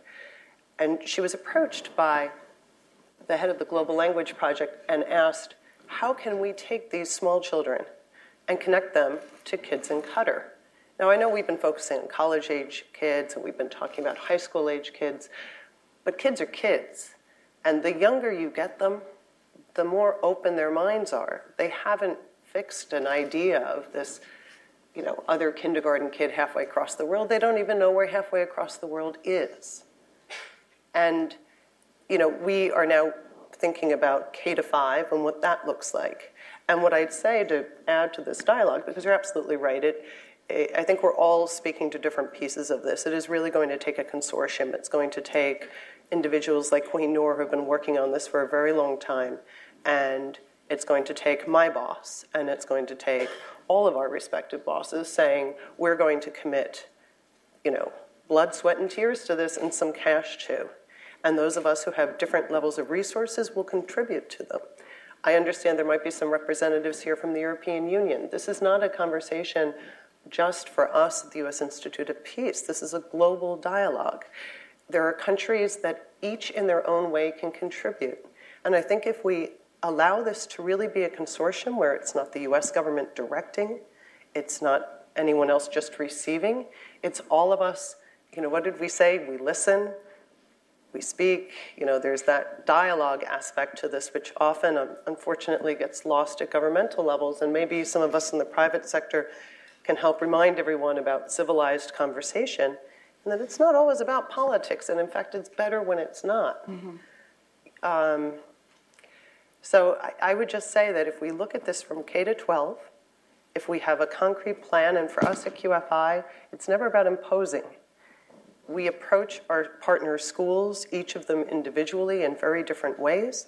We approach our communities differently. Starting an Arabic program in New York looks very different from starting an Arabic program in Houston. And so you approach the communities and ask them, what do you need? What do you want? What are you interested in? And what teachers want, and I'm sorry to be speaking on behalf of many talented teachers here, but they want ease of use. Make it user-friendly. Can we drop it in? Can we use it in the classroom like iEarn builds tools that you just plug and play? How do you develop curriculum that a teacher says, I have this subject, it doesn't seem to have any sort of cross-cultural component to it, like climate change that we're working with GNG on. It does. A kid sitting in Chicago communicating with a kid in Qatar about very different but very real shared water challenges, that goes to Dr. Sachs's point. Give them something to work on. It's not about hummus and a soda. There are problems, and kids want to solve them. And they can do that in different ways at different ages and different stages, and we can all help them. But what really actually devastates me, and then I'll be quiet, is that we're having this wonderful conversation, but there are things that we can all do. And so, because I'm brash, and people who ask me on this panel know that, we're announcing that we're supporting the work that Solia is doing with MIT. And so QFI will be supporting that research going forward. That's a decision we made very recently. And I'm delighted that we're going to be able to do that. And also we're going to be training young Qatari college students who have come out of our two online platforms, C2C, Classroom to Classroom, and Yalla, which was actually started by a young Qatari and a young high school student from Chicago. And the college-age students who've graduated up into Yalla are going to be, hopefully, facilitators. Maggie, so that's we're really looking spectacular. forward to that. Anyway, I just wanted to say sometimes it just takes a little bit of doing, and this isn't big. This is not big money. I can say that very clearly, but it's about being there and saying you're willing to step into the void. Mm-hmm. Well, I think congratulations, and I think that's spectacular. Let me speak to the issue of both listening and a concept that is embedded in the public-private partnership that is an outgrowth of President Obama's Cairo speech, which is Partners for New Beginning, which was referred to in my introduction. And we are very much about locally owned and locally driven. And you have to listen to your local partners, whether they are in Chicago or Cairo or in Rabat or Tunis. And sometimes you may not always hear what you think you're going to hear, and you have to make adjustments. One of the things that I am impressed upon with the concept of technology, let's remember, many of us have an iPhone. And when you travel overseas, the whole concept of the good of America is intersected with that iPhone. It is innovation and creativity. It is the Steve Jobs biography. But it is also about STEM research. It is science, technology, engineering, and math. And it is our great strength, and I believe to my core that those come together in this virtual space that complements our traditional Fulbright scholarship. So, Lucas, can you, I'd like to hear your thoughts on some of the themes and threads that we have been discussing, both on this panel and previously, and how Solia has picks up on that. And I think I was mentioning to you before I came today, I listened to Hala Garani's piece she did on CNN, and it was, fantastic to see the Georgetown students with you and the Connect and Global Nomads and the students. And Solia. You keep replicating that and replicating it, but I also think you're absolutely right. And Jackie, I know you're also in the K through 12 space. We have to grab kids younger to influence their thinking. But Lucas, over to you. Yeah, no, I think the first thing to say, Tony, is that I hope I speak on all of us who are part of the Exchange 2.0 coalition. I think we're very optimistic about what the future holds. I think particularly with this notion of a public-private partnership, whether it's IRN, Global Nomads Group, or our organization Solia, we've each been pretty extraordinary collaborative efforts to date. I think both in terms of we've been doing this work now for 10 years. This is a pretty mature model at this point, but in many ways, we're really the new kids on the block here. I think it's important to point out that Ed Greger and the work they do at IRN, they've been doing this work now for 25 years. Mm-hmm. And Chris Plute and all of his colleagues at Global Nomads Group are doing the work for 15 years. So we've really come a long way now, and I think it's actually quite rare to have a number of organizations coming together who, frankly, if you look at it through a certain lens, are competitors. We're competing for finite dollars in terms of fundraising, but we've agreed to work together to share best practices, to develop measurement instruments, to hold ourselves accountable. And so I think that's just one illustration of one mode of cooperation.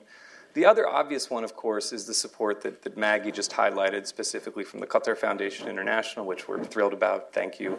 But also from a range of different supporters, whether it's foundations that have been in the region, like the Al Walid Foundation, obviously the work and that you've done at the Bezos Family Foundation is extraordinary in terms of helping Global Nomads Group thrive, but also from government. And I think based on our proximity to the State Department, it's worth pointing out that each of our organizations has received significant support from the State Department that have really helped us grow our programs. I think it's also worth talking about the other dimensions to a public-private partnership. And it's not, of course, just about money. It's about bringing exposure to our work. It's about finding key partners to advance that work. And over the years, in addition to getting financial support, I think it's worth noting that that gentleman who you heard speak so thoughtfully from Minofia University, Professor Madani, he's a Fulbrighter. And time and again, we find that we're able to build off the decades of work that the State Department has already done building these bridges and find allies like that have proved crucial to us getting inroads into these new universities. And people who go through those experiences are now looking, how can we apply the new tools to provide our students with a similar type of experience? And so I think there's a lot of indicators to point towards a strong and robust future to a public-private partnership. One of the ones that I'm perhaps most excited about is my colleague Shamal Idris, when he was just in Cairo, Egypt, met with the information resource officer in Egypt at the American embassy there, who has now established the first, to our knowledge, virtual exchange scholarships for Egyptian students to be funded to participate in virtual exchange. Now, anyone who saw that video, it got a little bit of a laugh line when he mentioned that there are 700 students. He's doing it in secret. But I think it's worth us pointing out that scale matters. It really does matter that there are, as you said, Adam, multiply that thousands over. And there are mechanisms we have now to reach those people, as Rebecca spoke to, that can really make a difference and can cost us a fraction of the costs. So I want to inject a sense of urgency into this. And I also want to encourage us to be a bit more rigorous in how we define virtual exchange. I think it's tempting to think of anything that involves education and involves new technology as virtual exchange. But there's a lot that can happen in the online space that does not necessarily deepen your interaction with another group. And so for us at the Exchange 2.0 Coalition, we talk about virtual exchange as being people-to-people, sustained, curriculum-based, and technology-based interaction. And I think that it's important that we focus, because technology is just a tool. You can do a lot with this tool. But I find Adam's initial remarks in terms of understanding what are the things that each of us can do well and what should we be doing. And frankly, I think it would be a healthy dynamic for each of us to talk about what do we think we should be doing. I want to go back to that. Let's go back to the roles and responsibility piece. And I think Lucas said it, touched on it quite well. And going back to one of the things that I think government, you can do more effectively. Yes, you can catalyze, you can be a catalyst. But you also need to create more clarity, because sometimes... You can't. Forget it. The one who was, I can now say that having been. It's, to kind of stay the course and say, we're investing, this is it. It's not, especially from the private sector, both, whether it's, if I may speak to the issue of philanthropy or nonprofits or the private sector corporations. It can't be just the new idea. We have to sort of, we're going to stay the course, and you can provide that good housekeeping seal of approval. And, so let's go back to the roles and responsibility piece, both from all of our participants. But let's flesh out the idea of what a catalyst means. And look, this is a discussion. I haven't thought this through in great details, and people will have a lot of ideas. But it seems to me that look, virtual exchanges have established their legitimacy, have established their permanency. They are a function of the people-to-people, the world of people-to-people exchanges. So now the question before us is, okay, having established the bona fides, having intellectually accepted the kind of permanence of these technologies, how do we express or embody a broader vision? It seems to me we're a little bit too, not stovepipe, but narrow. In other words, iron has its niche. Global Nomads has its niche. You have your niche. You're running after different pots of funding. I mean, the grants from ECA, grants from Undersecretary this, projects with the Qatar Foundation, Bezos, whatever. So it seems to me the next stage that would be in the evolution of this would be what I would call an agenda setting process, whereby we all get together and say, what's the vision? Let's think big. Let's think the world. Let's break down the different aspects of people-to-people exchanges we do. And then rather than each of us running after different sources of funding, we present to the philanthropic and governmental community, because again, it's not just the United States, it's the EU and all those guys. We present as a virtual exchange coalition. Let's not call it Exchanges 2.0, because I don't know what 2.0 means, and you have to be a geek to know what it means. So let's just call it the Virtual Exchange Coalition. And what is our vision for the next 10 years? And that way you get off from the, the flavor of the month or the flavor of the quadrennial or the flavor of the administration. And you get into you get a real thing there, and you bring in, and that's a true public-private partnership, because not only is it a partnership between the public, i.e. government, and the private NGOs, but it would bring private funders together. And it just seems like it's more efficient. It is also higher and more impactful, because you're not just pooling resources, but having a coordinated set of ideas. Yeah. And that doesn't mean everybody has to be doing the same thing, but it's like, okay, here we are, and here you are, and you sum it all up with a global effect. What is the global effect? And again, that's kind of, from where we sit in ECA and the State Department that's what we're looking for. We're looking for a global impact. And what we've got now is like lots of really neat pinpricks that you can feel, and it's like make you all tingly. But let's have a whole of body experience. Wow, that sounds scary. Whoa, Adam, that's intense. That's very intense. Okay, I'm liking this. I'm liking this. Bring him over to the Peace Institute.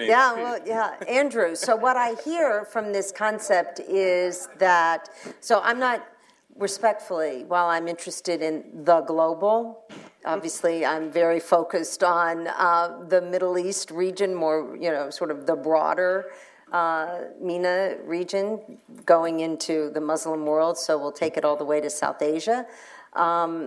But I think what I hear is sort of revisiting this new public-private partnership and sort of doing a stock taking. Okay, where are we?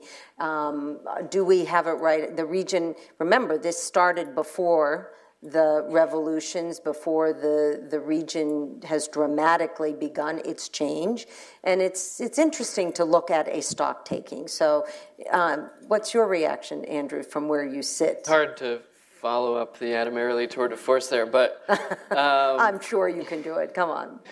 So I think there are a couple of things. One is, if you just want to take the Middle East for a moment, obviously there's a lot of discontinuity over the last number of years, but there's actually a lot of continuity in terms of where our priorities have been when it comes to a number of the types of programs we're talking about, and not just virtually, but building these sorts of connections between people. And one of the great things, I think, coming out of the transitions in the region is how much we see these new governments now coming to us, probably more than their predecessors, prioritizing these issues. And so we're not just getting it from the exchange community, but we're getting it from the top of the policy communities as well, the need to elevate these issues, because we have an interest as much as new governments do in trying to find positive channels for the energies and talents of their young people. And everybody recognizes on both sides of that being able to tap those energies is a critical part for both of us in moving forward.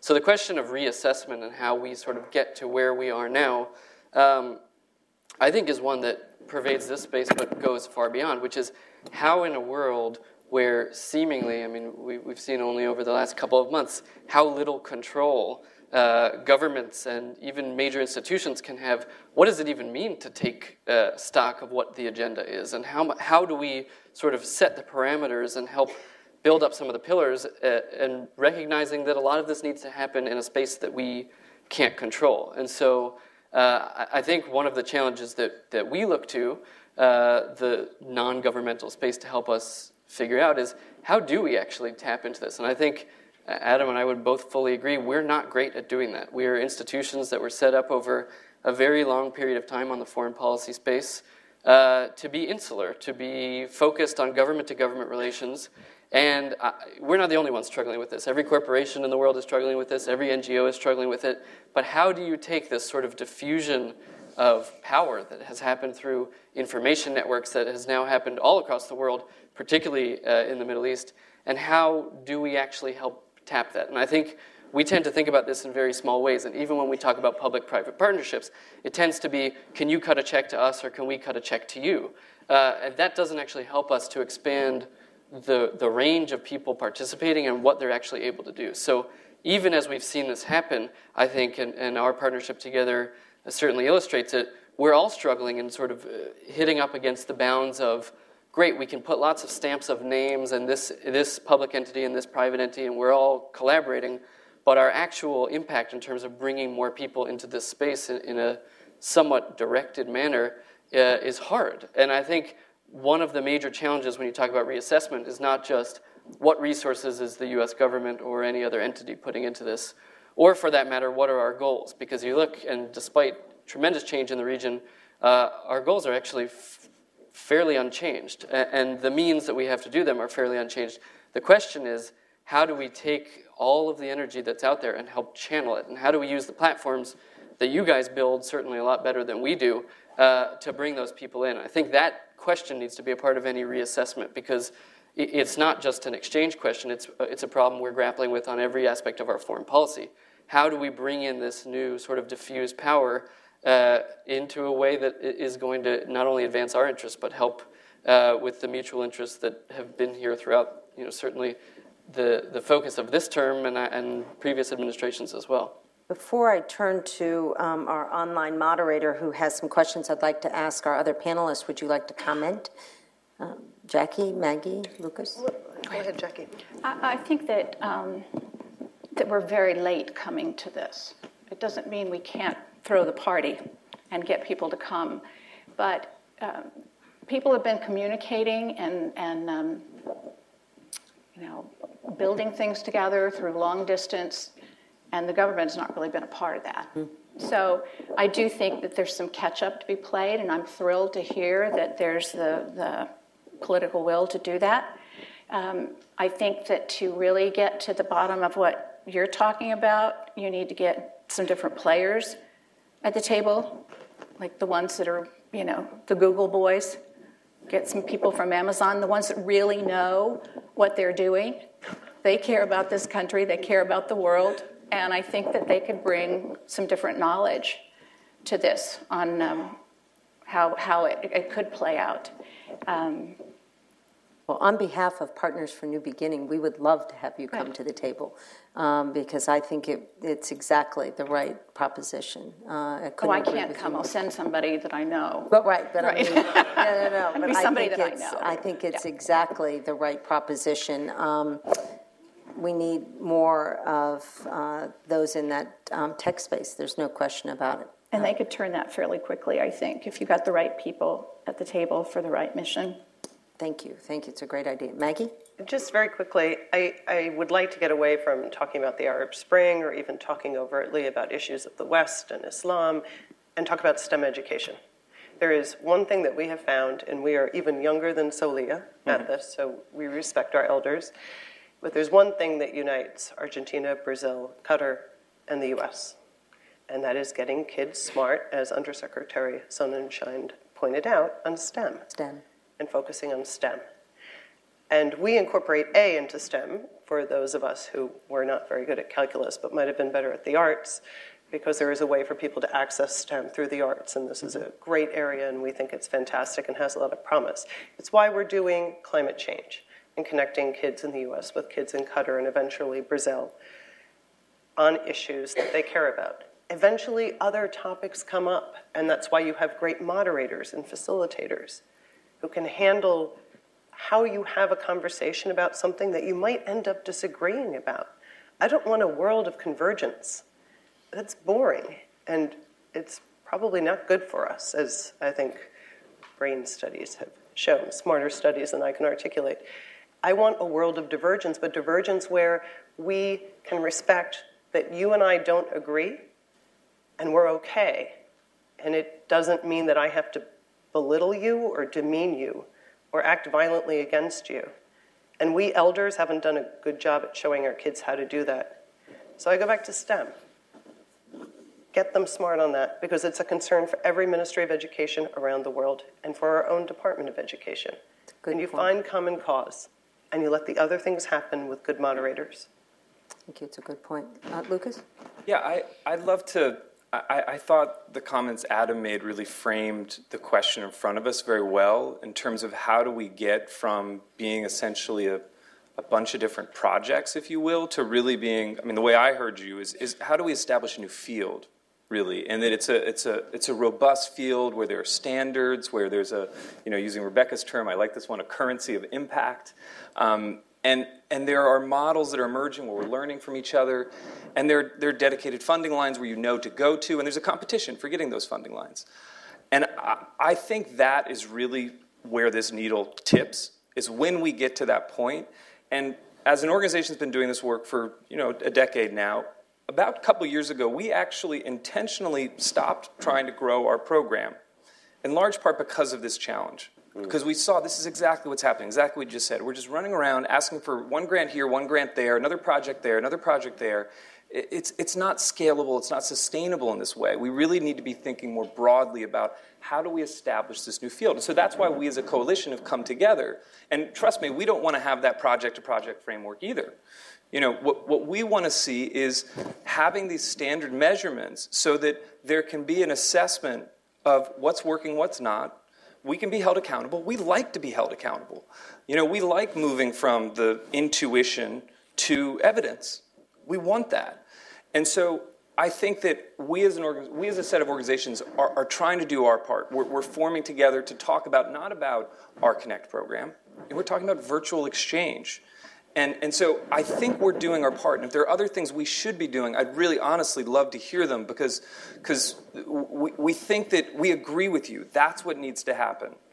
I think what Adam is saying, and I don't mean to put words in your mouth, I think right now we need to convene all the stakeholders, the interested stakeholders, to really think the big ideas, to chart the next path.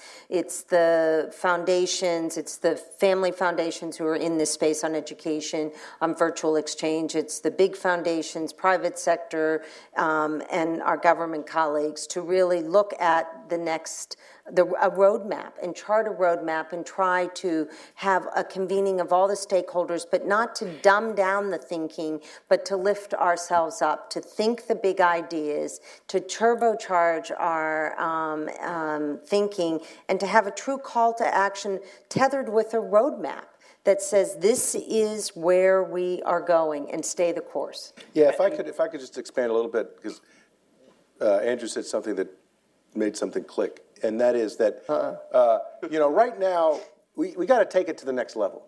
Got to take virtual exchange to the next level. Right now, it's a feel-good kind of thing. Oh, this class talks to this class, and it's like demystifying the other. That's great. It's a nice-to-have. It's not a must-have. I mean, it's a must-have to us, because we believe in it, but it's not a must-have to the rest of the world. So we got to establish a goal like the Gates Foundation, when they say, look, our goal is to eliminate malaria. Right. Got it. Understood. We're with you. Our goal is to, bridge universities? I don't know. Having 1 million students. Yeah. Well, the way Andrew put it, I thought was really good, and we could elaborate that, but it is, to channel young people's energy. That's what we're doing. We're channeling it in a positive direction, whether it be in the STEM fields, whether it be in the conflict resolution fields, whether it be whatever. So how do you take that idea and spin it out into a pithy global mission that everybody can have a piece of?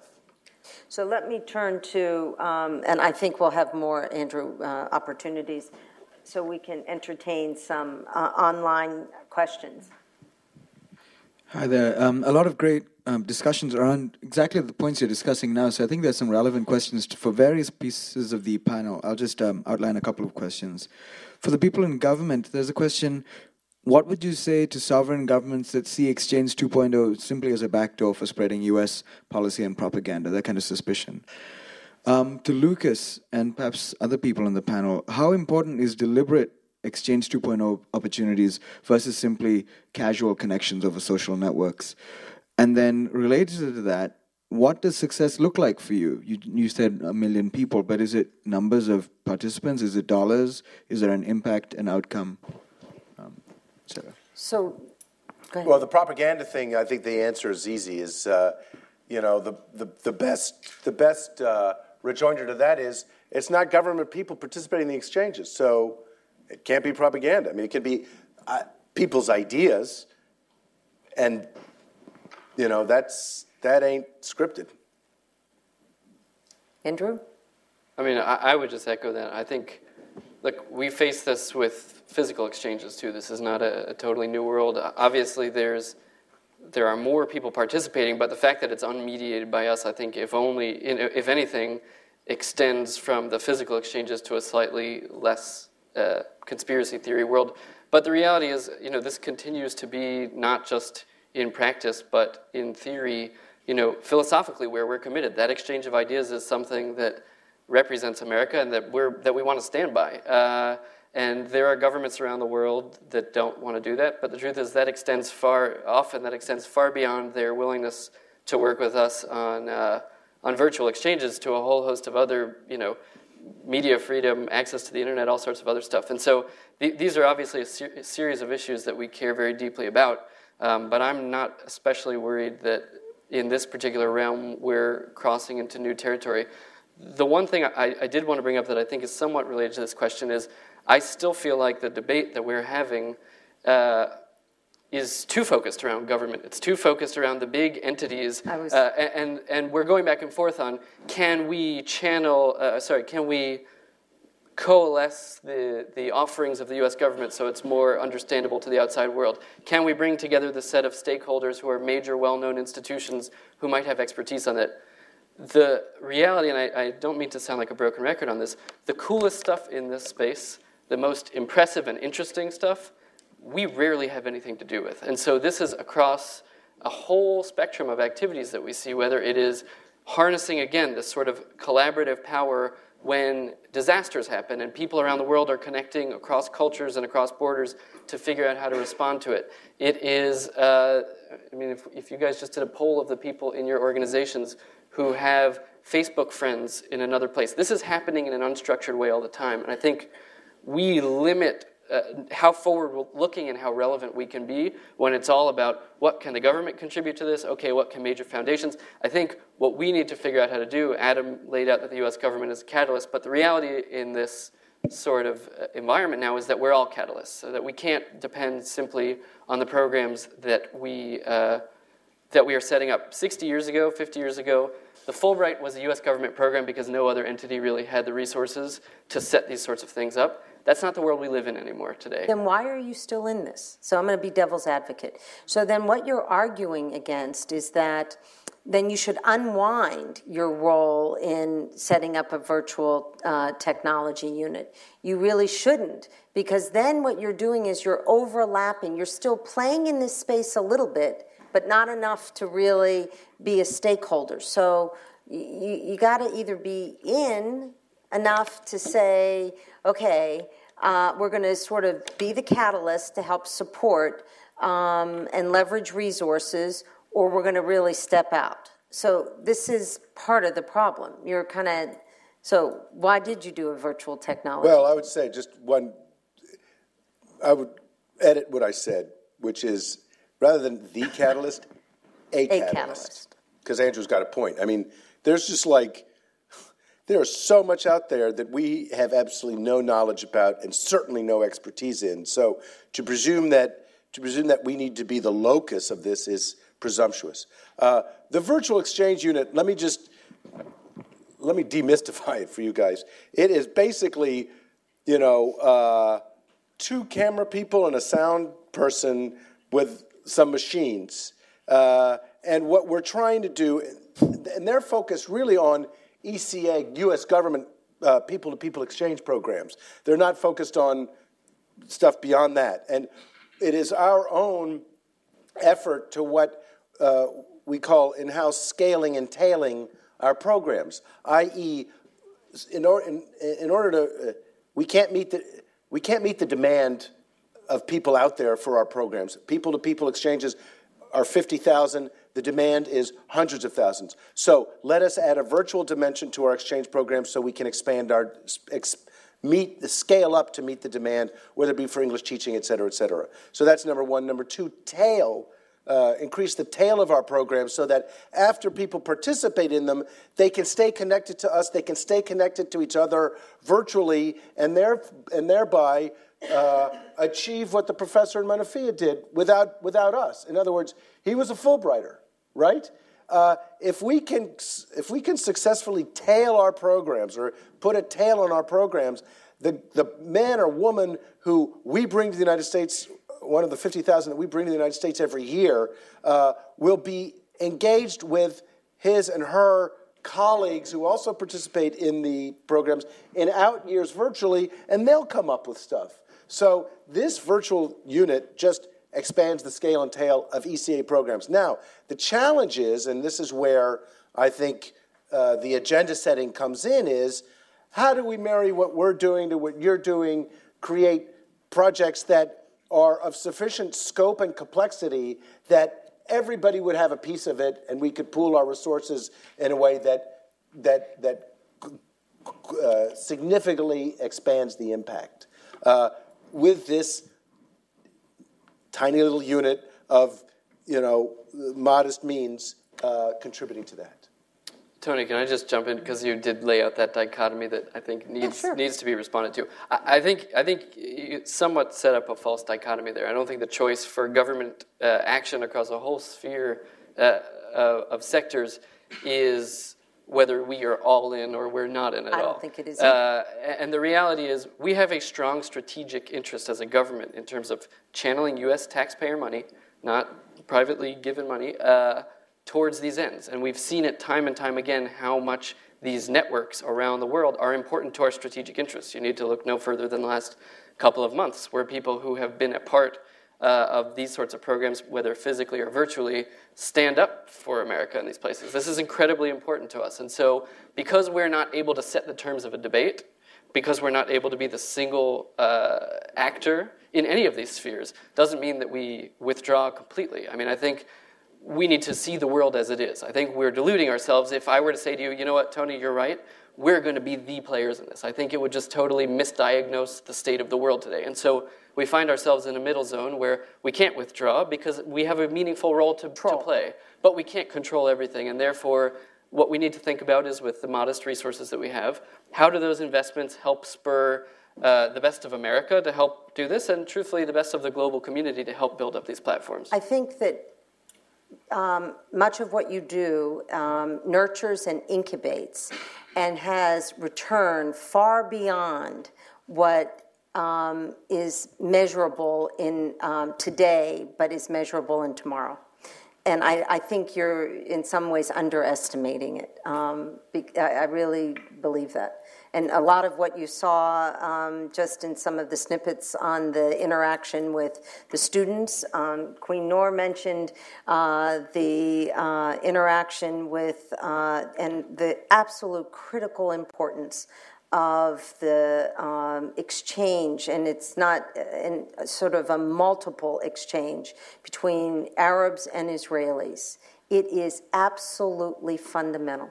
If you do not engage in a people-to-people, because peace is between people, it is not between governments. And if we don't do our work today and build on what happened tomorrow, we can't get to the day of peace. And I believe we still have that day before us. I believe it to my core. So I was creating the dichotomy to give you the opportunity to, because I believe that these are rich opportunities. And the issue of that, to address the question you posed from the online question, the conspiracy theory, these are American values. We stand up. This is the essence of who we are. And conspiracies notwithstanding, look what happened in Pakistan last week. it is absolutely breathtaking to see the Pakistani people stand up on behalf of Malala. Whoever would have thought? I wouldn't have. And it is really, this could well be, a real tipping point in Pakistan. So we need to watch that space, and it is, it's encouraging. But let's remember, it is about, she stood up for education. So, are there questions in the audience? Another couple questions that I think were about social media and what's the difference between social media and outcomes, right, in terms of impact. So, I think just to come back to those, I think those are important questions because I think very often we are still sort of stuck in some old categories in terms of how we think about the type of engagement we have in the world. There's either the sort of high-end physical exchange programs, which cost a lot and have a very deep impact. And then everything else is sort of relegated to, it must be Twitter or chat online, which is super cheap, high scale, but very little impact. And I think it's important that, first of all, we recognize some of the strengths of the social media, but also some of the limitations of it. And while, yes, it's a very powerful set of tools for mobilizing around a common theme, we saw that clearly in getting the first African-American president elected. We saw that in overthrowing entrenched dictators in the Middle East. But it's not a very good tool for connecting people across difference. In fact, if you see the chats that we have online, if you see the groups that form, they're generally attracted to a certain ideology. So it's very good for bringing like-minded people together and mobilizing around a particular cause. It's not as good for enabling constructive, nuanced, respectful discourse. And that is something that I think, as Andrew has said, is something that the government has a particular vested interest in. And I think it's important to acknowledge that while, yes, we do have modest resources and finite resources, the State Department is by far the largest funder of physical exchange programs in the world. And so if it takes a step into this arena, it can shape the way this field develops. So I think it's important to be realistic about that. And so I think that if the State Department were to make a meaningful and sustained commitment, as you're saying, over a 10-year period, saying this is a commitment we're making, independent of the political ebbs and flows. As Andrew's saying, these priorities will remain the same. We are looking to promote our values. We're looking to reach out. And I think that what the government's role is, it's not to bankroll this entire field. It's to fund those who wouldn't otherwise have these opportunities. If you could enable those students at Minafia University, or enable those students in Western Kentucky University, who aren't ever going to have those opportunities otherwise. What if you provided them with the virtual exchange scholarship funds? So we're not just investing more in the 1% to extend their experience abroad, but providing the other 99% with an opportunity. That's the game changer here. And so if we invested in those, then you could reach economies of scale. And this is where the catalyst role comes in. If the government provides that kind of funding, a scholarship funding to reach underrepresented, marginalized youth, to provide them with those opportunities, then we have some funding, frankly, to work with to increase our capacity to bring the cost per student down, and it's a much more appealing offer for the universities, for the end users, who are already paying us. But if they see the government making a big commitment, then I promise you the private sector will step up. I mean, look at a Cisco. It's an opportunity. Well, as I said, it's the good housekeeping seal of approval. It says, okay, they're in. Well, but here's the thing. Here's what we would not want. Not when I say we, I don't mean government. I mean the virtual exchange community. We accept you. Thank you. What we would not want is the Cisco or the whatever, fill in the blank, the rich non-governmental people, to say, oh, well, since this, you guys. We're not. And don't tell me Qatar's not rich. But what we would not. I checked, I wasn't the Minister of Finance. Yeah, so. but anyway. What we would not want is for the Cisco and the rich people to say, well, since the government's doing it, we don't need to. Because we are a drop in the bucket. I don't think anybody sees that, Adam, and that's the essence of a public-private partnership. Yeah, but if you know, Adam, I think that's old think. I'm going to challenge you. Okay, it's old think. But I'm the guy who has to do the budget, and I'm the guy who hears about public-private partnerships, and I don't see but your the dollars. Idea of a public-private partnership I don't see the dollars. Is you Fulbright could get cut The only reason Fulbright's going to stay around is because foreign governments are putting money into it. Yeah. And that's the level of, when we say public-private partnership, we don't mean spirit moral support. We don't mean in-kind support. Right. We mean money to support scholarships. Money. So if we go to the Hill and say, hey, listen, we got this great program for $10 million for X number of virtual scholarships, that $10 million will buy $10 million. But if Cisco and others or whoever come in with another $10 million, well, then we got $20 million for twice as many scholarships. If you wanted to take a meeting at Cisco with us, I'd go in with you. Okay. But that's why you have to have that vision thing. What are we trying to do? And you have to have the clarity so that it's not scholarship for this today, something for that tomorrow, something for that the day after. And that's where, you can't have the, ricochet. You've got to have this sense of, okay, these are our top 5 priorities, and this is what we're going to do. This is what we're doing in this region. This is what we're doing in these priorities, and just stay the course. And so I think that's why you do have to have a convening of the big ideas and the rethinking and where you are on the regions. I mean, I think one of the colleagues talking about Brazil, going into looking at the opportunities not only of Brazil from an entrepreneurship, looking at the upcoming Olympics, there are huge opportunities to think about connectivity in Brazil, and how do you tee that up early on, not just after the fact. But you got to do sort of the planning and the thinking. And frankly, the large foundations they're not resilient. Their planning goes, years and years and years in advance. So that's why you have to sit and plan out. In some cases, sometimes the government, frankly, has a little bit more resiliency than some of the big foundations. They're locked in 5 years out sometimes. So I'd like to entertain some questions from the audience. It sounds to me like you're talking about an Aspen Institute forum to bring the leaders from the various stakeholders to come together and deal with these issues. I think that is probably the next step. Yeah. That I actually have a note. But I think it is a convening of the various players. But you have to do it at that level. Yeah, you do. You have to have it at the principal. I bring the leaders of the stakeholder groups, the foundations, the corporations, the government, and the principals. And the NGOs. Yeah. Thank you, though, for clarifying that. I appreciate it. Yes? Yes, I'm wondering, Lucas said that you said that... Can you identify yourself, please? Oh, I'm sorry. My name is Kathy Healy. My name is Kathy Healy. I am... cross-cultural exchange liaison at Cesar Chavez Prep Charter School here in D.C., and I'm on the advisory board of IEARN USA. Lucas, I noticed that you said that you are curriculum-based. I'm wondering how your program is curriculum-based, where it fits in to college and university curriculums.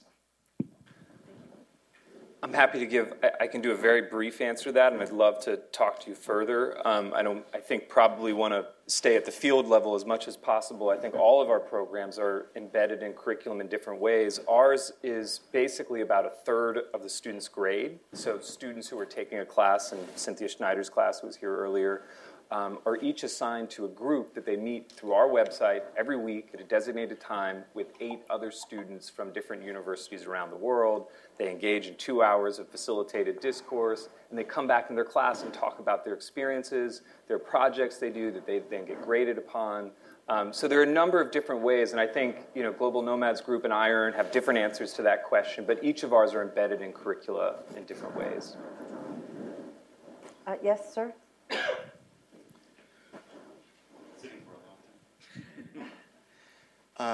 I'm Derek Cogburn, and let me just say a little bit about what I do, and I'll get to the question. So I'm a professor at American University, and I direct a research center that's a joint center between Syracuse and American University that studies technology-enhanced learning communities. And we've been doing this for 13 years. Between South Africa and the U.S., we started in 1999 with a global synchronous virtual graduate seminar between 6 universities, 3 in the U.S., 3 in South Africa. We've published a lot about this. We've done a lot in this space. what we're doing now, and I really appreciate the way you frame this, we have a 5-year program that's funded by the Nippon Foundation out of Tokyo.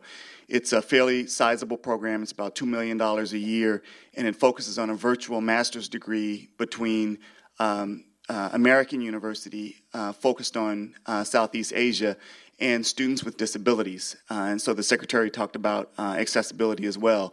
So we just graduated our first cohort of master's students from Southeast Asia, from Vietnam, Cambodia, the Philippines, and Singapore. We've taken on our second cohort, and there were 10 students in the first cohort, and 7 graduated. We've just taken on our second cohort. We have 12 students that has students from Malaysia, Indonesia, Cambodia, Vietnam, plus Nigeria, Kenya, and 2 from the U.S., from Sri Lanka and Mexico. Again, we've been studying this, we've been writing about this, and so forth. So my question is similar to the gentleman's here, and I've been looking through the materials, and I'm assuming this is why I was invited, but I'm trying to figure out what's the next step. I mean, we've been doing this, we've been working in this, we don't have our hand out looking for resources, we're just doing it, we're writing about it. Similar to Rebecca, we're studying it, we've got great measures, we've got great data. Okay, what's next? What do we do? So how do we get involved? Is this Exchange 2.0 something people can get involved with, or is it only the 4 or 5 groups that have already been working together? What's next? I'm excited. You're preaching to the choir. What do we do? Well, from my perspective, I would like to see the Exchange 2.0 coalition expanded, number one. Number two, what I hear is we need a convening for the next step. To really reach out. I was struck by Tara's, and Adam, I don't know if you can speak to this, college, virtual college fair that she's doing, and it caught my attention in terms of how do we lash that up with the Exchange 2.0 and not miss that opportunity. I mean, we should have some Exchange 2.0 and also university partnerships embedded in that, university college fair piece. But I think if we could, like all of our panelists, and to address it, and I'd like Jackie also be interested to hear your thoughts. But Jackie, do you want to? From your perspective? Yeah, I think that one of the things we just need to capitalize on, and you obviously are at your university and trying to push the scale of it, but I think as a nation, we need to capitalize on this. People are already connected. I mean, we all know that, right? And we work with children kindergarten through 12th grade. And I can tell you that along with Global Nomads, after the earthquake in Japan and the tsunami, we put out a call for little origami paper cranes. You send me a paper crane, we donate $2 to Japan to rebuild schools and youth centers. And we put an emotional level up there. We said, okay, we'll hope to get 100,000 cranes. We got 2 million paper cranes. Now, if that doesn't tell you something, from 40 countries and all 50 states, young people want to take action collectively. They really like being connected. They're very social animals. We need to take advantage of that and make it happen. And if we aren't the ones that are going to do this and step up and do it in some way, somebody else is going to. And then it's going to be much harder for us. It may not be as positive. It may not be as positive. So I think if you have a convening, maybe rather than feeling like a catalyst, maybe you guys are the conveners, right? But you get a bunch of different kinds of minds around the table and invite Rebecca to figure out what's going on inside those minds. And we need you, Rebecca. And have them, Yeah, no, I think it's very interesting. But don't let them out the door until they've come to an action plan. No, I totally see exactly. Yeah, we need don't action let 'em plans out. here. Out the Yeah, door. just before I call on, I'd like Lucas and Adam to also address this. Well, two points. One is, clearly one of the ideas that's emerged out of this conversation that I've taken away is the idea of virtual scholarships. So, we need to noodle that. You've got your model. There are thousands of different models. Yours is a 2-year or 1-year master's? 1-year master's. There are different permutations. So virtual, it's great that you're doing it, and you've got you can add to that. You can contribute to the generating of ideas and possibilities. On the educational advising front, I mean, this is a strategic priority for the State Department. Education, higher education in the United States is the fifth largest service sector export. In the services sector of the American economy, higher education is the fifth largest export of the United States. It's a $21 billion a year industry. There are 750,000 foreign students studying in the United States. This is a major economic driver for our communities. So we in ECA want to expand the number of foreigners studying in the United States. So we have a network of educational advisors in 400 different places around the world trying to educate, inform, and attract foreign students to study in the United States.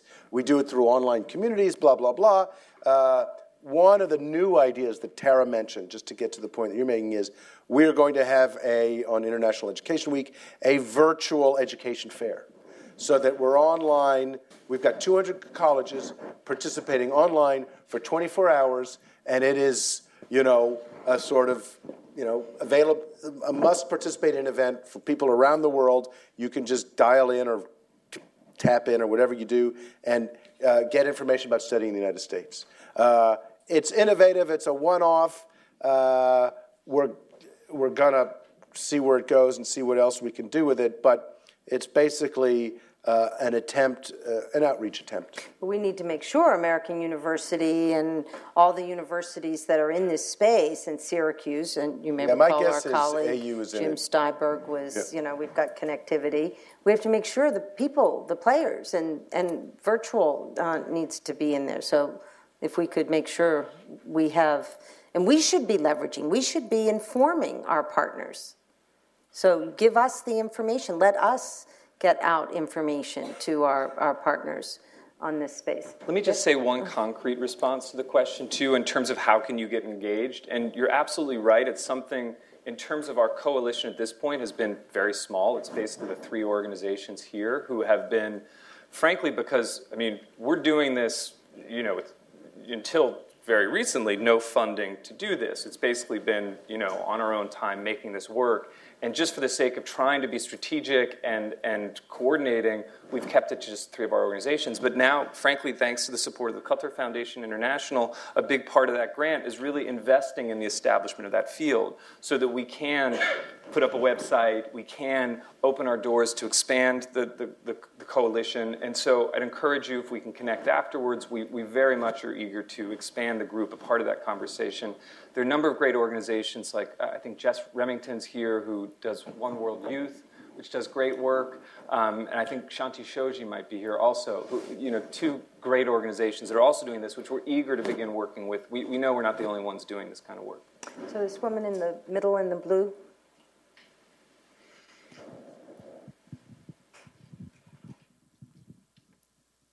Hi, thank you. My name is Karen. I work for a local nonprofit here, and we do educational exchanges on a variety of levels. So it's very interesting for me. Thank you so much for what you've shared. One of the things I keep coming back to is access, though, and capacity building for those who don't have access to things that make virtual exchange. Having been a Peace Corps volunteer overseas, that was one of the great things that I ran into is, trying to get people connected with that, and there just wasn't the local capacity for them to participate. And so a lot of the things we're talking about in these exchanges end up sort of attracting a certain level of people, the middle to upper income people who do have access. So I guess I'm just curious on your mind as you think as you're moving forward to 2.0, what about those people who don't have the everyday normal easy access? And what are you doing in maybe some of your programs, and how are you infusing that, especially the underserved Americans? Who even maybe don't even have a computer in their middle school or elementary school, let alone internationally, and not even have access maybe to anything more than a cell phone. And what are your plans, as far as a coalition for those type of people? Because that's your everyday person. That's your person who's selling, who's buying, who's having conversations, who's raising children that will become the citizens of the future. Happy to speak to that. I think you're absolutely right. There are clearly many people who do not have that access currently. I also think it's important to point out, though, that there have been pretty extraordinary investments in increasing connectivity, and the gap between the number of people who are having profound cross-cultural experience as part of their education and those who have access to those tools currently, or could for a very low amount of money, like at Minafia University, we just got the Egyptian government to contribute 14 computers to them, which I think cost them about something on the order of $7,000 or something. So it's increasingly, this is a resource issue, and a very, relatively speaking, small resource issue. But even if you're just looking at the gap between how many students have a cross-cultural experience as part of their education, in the United States it's 1% of higher education students, and how many have access to a computer. So there's about tens of millions of students that are in that gap that we could be working with now.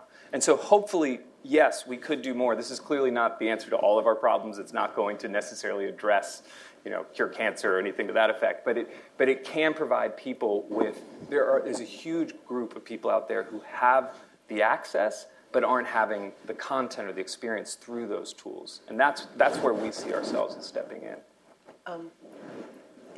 Can I just add, Cutter Foundation International focuses on largely underserved communities in the United States and connecting them to similar communities in Brazil and to Qatar, where the issues are somewhat different.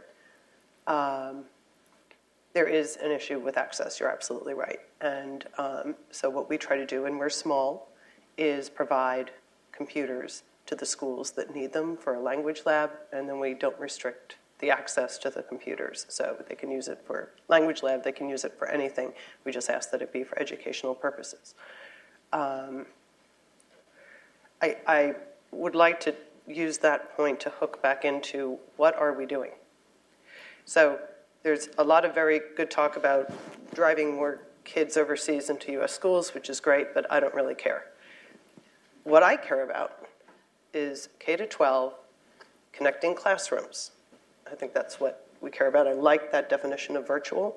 I think we can all decide within virtual what virtual means to each of us and have different niches, but we need to have an architect sort of draw the master plan for this space. And it's going to be hardware companies. The companies, we work with Intel, which is not hardware, it's the software side, but we work with them on Khan Academy. So we're translating Khan Academy videos into Arabic. They will be installed on Intel-powered computers in the Middle East. So it's looking at how you draw lines, not always for the classroom-to-classroom exchange itself, but for the content, the information. And again, I go back to STEM, because when we're talking to state and the NSC, I go back to ministries of education. There are shared concerns, and whether it's higher education or K-12, you can find that community of concerns. You can draw those circles and say, this is what we will all agree to work on. Maybe the first year we start with 10th grade biology. We started small. You start small, you figure out the kinks along the way, and you grow it. You also have to not be afraid to fail, and I'm sorry, but governments don't like to fail. And that's where, again, I think it's going to take this consortium of all of us looking at that goal. If it's 10 million students in 3 years connected in science classrooms, K-12, and then maybe there's a separate higher education goal. What that is, we're driving towards it. We're going to stumble on the way. We're going to learn from our mistakes because you're putting together a consortium where we'll share those lessons learned and we'll keep moving forward. It's about global citizenship. It is. It's about a kid studying their biology homework and knowing that there's a kid halfway around the world who's got the same questions that they're answering on their homework because you just saw them in class. And making that real. We talk about these concepts all the time. We throw out these words, we come up with great jargon, and what does it mean practically? And so I'm sorry to bring us back to that. I just wanted to use that hook because I think that focus on access, what are we giving them access for, and how do we channel that and bring all these partners together in the different capacities they have and challenge them to meet that, whatever, if it's a numerical challenge or classroom challenge, they'll do it. It's also about the cultural exchange. Like what we're doing with Global Nomads right now is between the Democratic Republic of Congo, Somalia, and the U.S. And it's in that exchange of being able to see how other people live in other parts of the world and yet have a common ground also, which there's a lot of common ground. Once they get over the shyness, it's all common ground. But it also kind of flips the learning table a little bit. People in developed countries think we know it all. Well, we don't. And it's very obvious when that happens, when it's a person, a young man in the Democratic Republic of Congo that is teaching a student in the US how to do something. So that's what we need also for understanding that we're all more alike, and on the basic level, what I want for my grandchildren is probably what you want for your children, because you can't possibly have grandchildren. You're too young. Both of you, it's very, very well said, and brings us back to a very good point. Shamal, you've been patient. Does someone have a microphone for Shamal? Well, I think this is great in the participation. Everybody who's played a leadership role in this. I think the thing that concerns me, one of the things that concerns me a lot, is going back to a point that my colleague Lucas made about what are we talking about in terms of the definition. Now, the definition that the current members of the coalition came up with may not be the be-all and end-all. A lot of thought went into it, but the definition was about, first, the goal was about making it the norm that young people have a profound international cross-cultural experience as part of their education.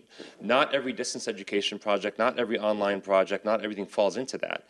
And I think the more that you conflate and make blurry and put in a lot of different kinds of ideas, I think it doesn't mean that those ideas aren't good or those projects aren't good, but we will fail that convening if we're not really focused. The big idea should be how to take something that really works and is focused and scale it, not how to take everything online that's kind of good and make more of it.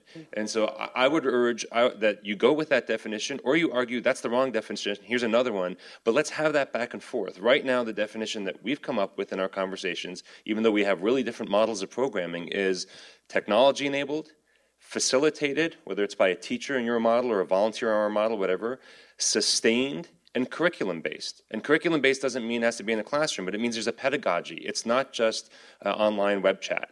And that goes to the second point, which is we invited Rebecca down here, and she came all the way down this morning, and I'm so thrilled with why she came down. I'm concerned that we're losing the relevance of what she talked about.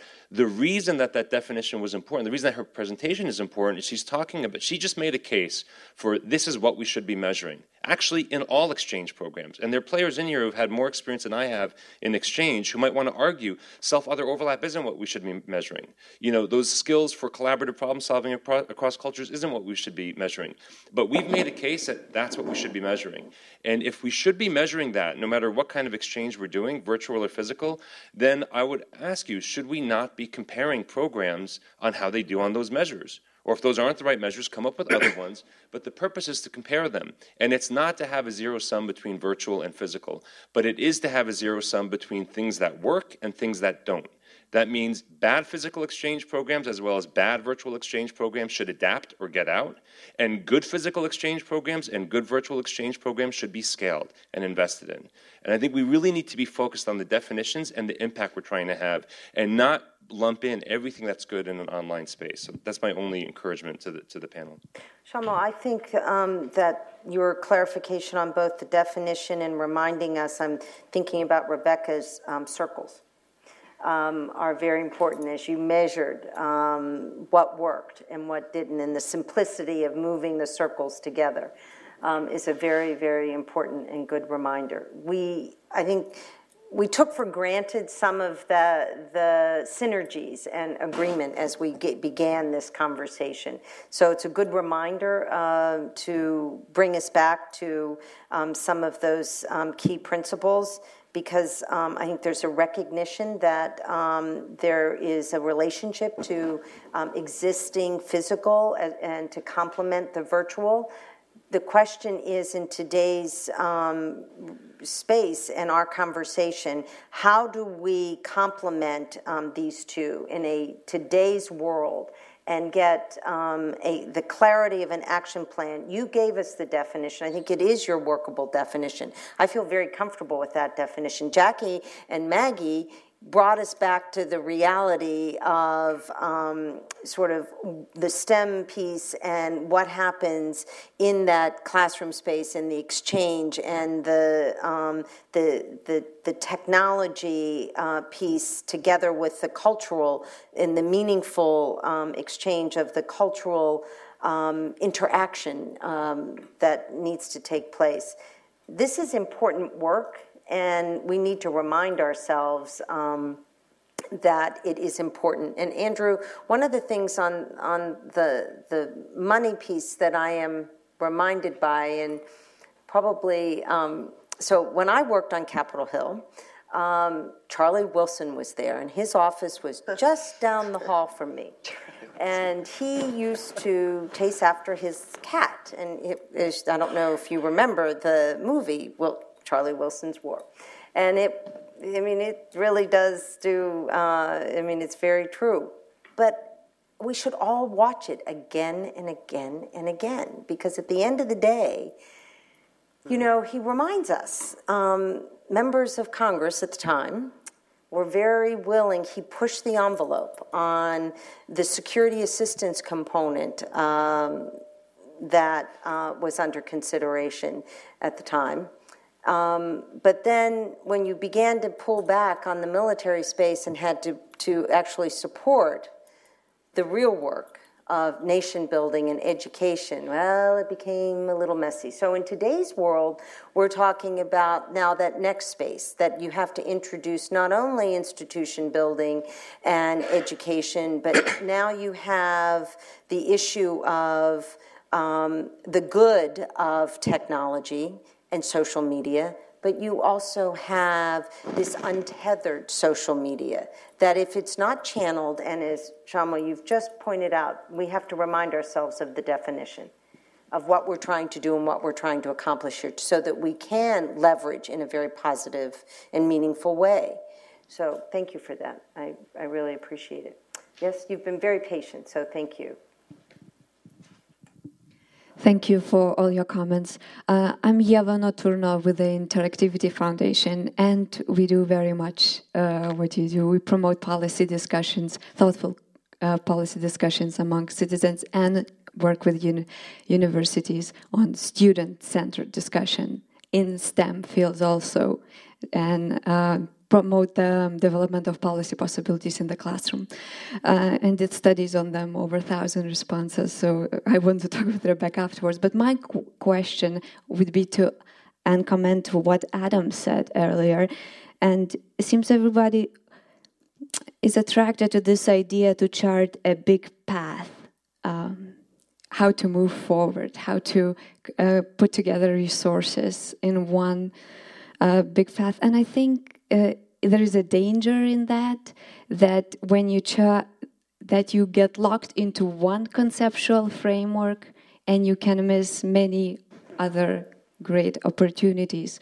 So I just would like to encourage, if such path will be charted, consider several paths, several big ideas. Thank you. Tony, if I could just add to that. I think one of the important parts of having, again, Rebecca's work here today, and one of the reasons why we're focusing on, let's focus on the outcomes. Mm-hmm. Let's not get caught up in what the means are. Let's be clear about what are we trying to achieve, and let's be open to different methodologies of achieving those outcomes. And so I think that is very much, in terms of what defines Exchange 2.0 to us, it's not even, it's in part, yes, harnessing the full set of technologies and tools to achieve those ends, using whatever tools are available, but it's also being very focused on results and actually having accountability to those results. And as Shamal said, making sure the ones that don't meet those results either adapt or go away.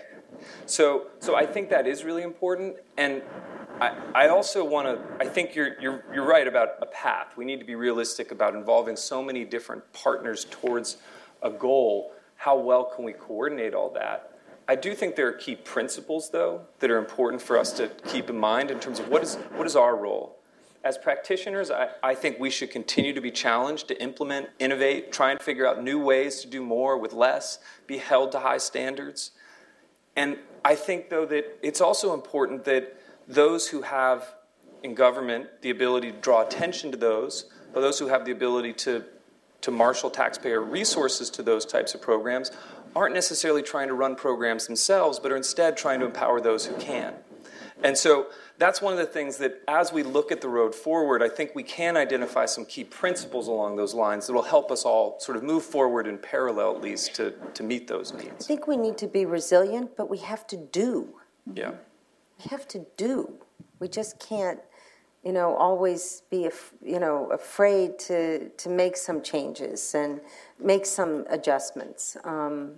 Because I think that I think we've come a long way. I think, Adam, you commented on that, and we have, and you all have done, we have just tried to facilitate and call attention to your work and bring supporters to the table in every way we can. So, but I am impressed with, in a very short period of time, but there is a sense of urgency to the work at hand, and there should be.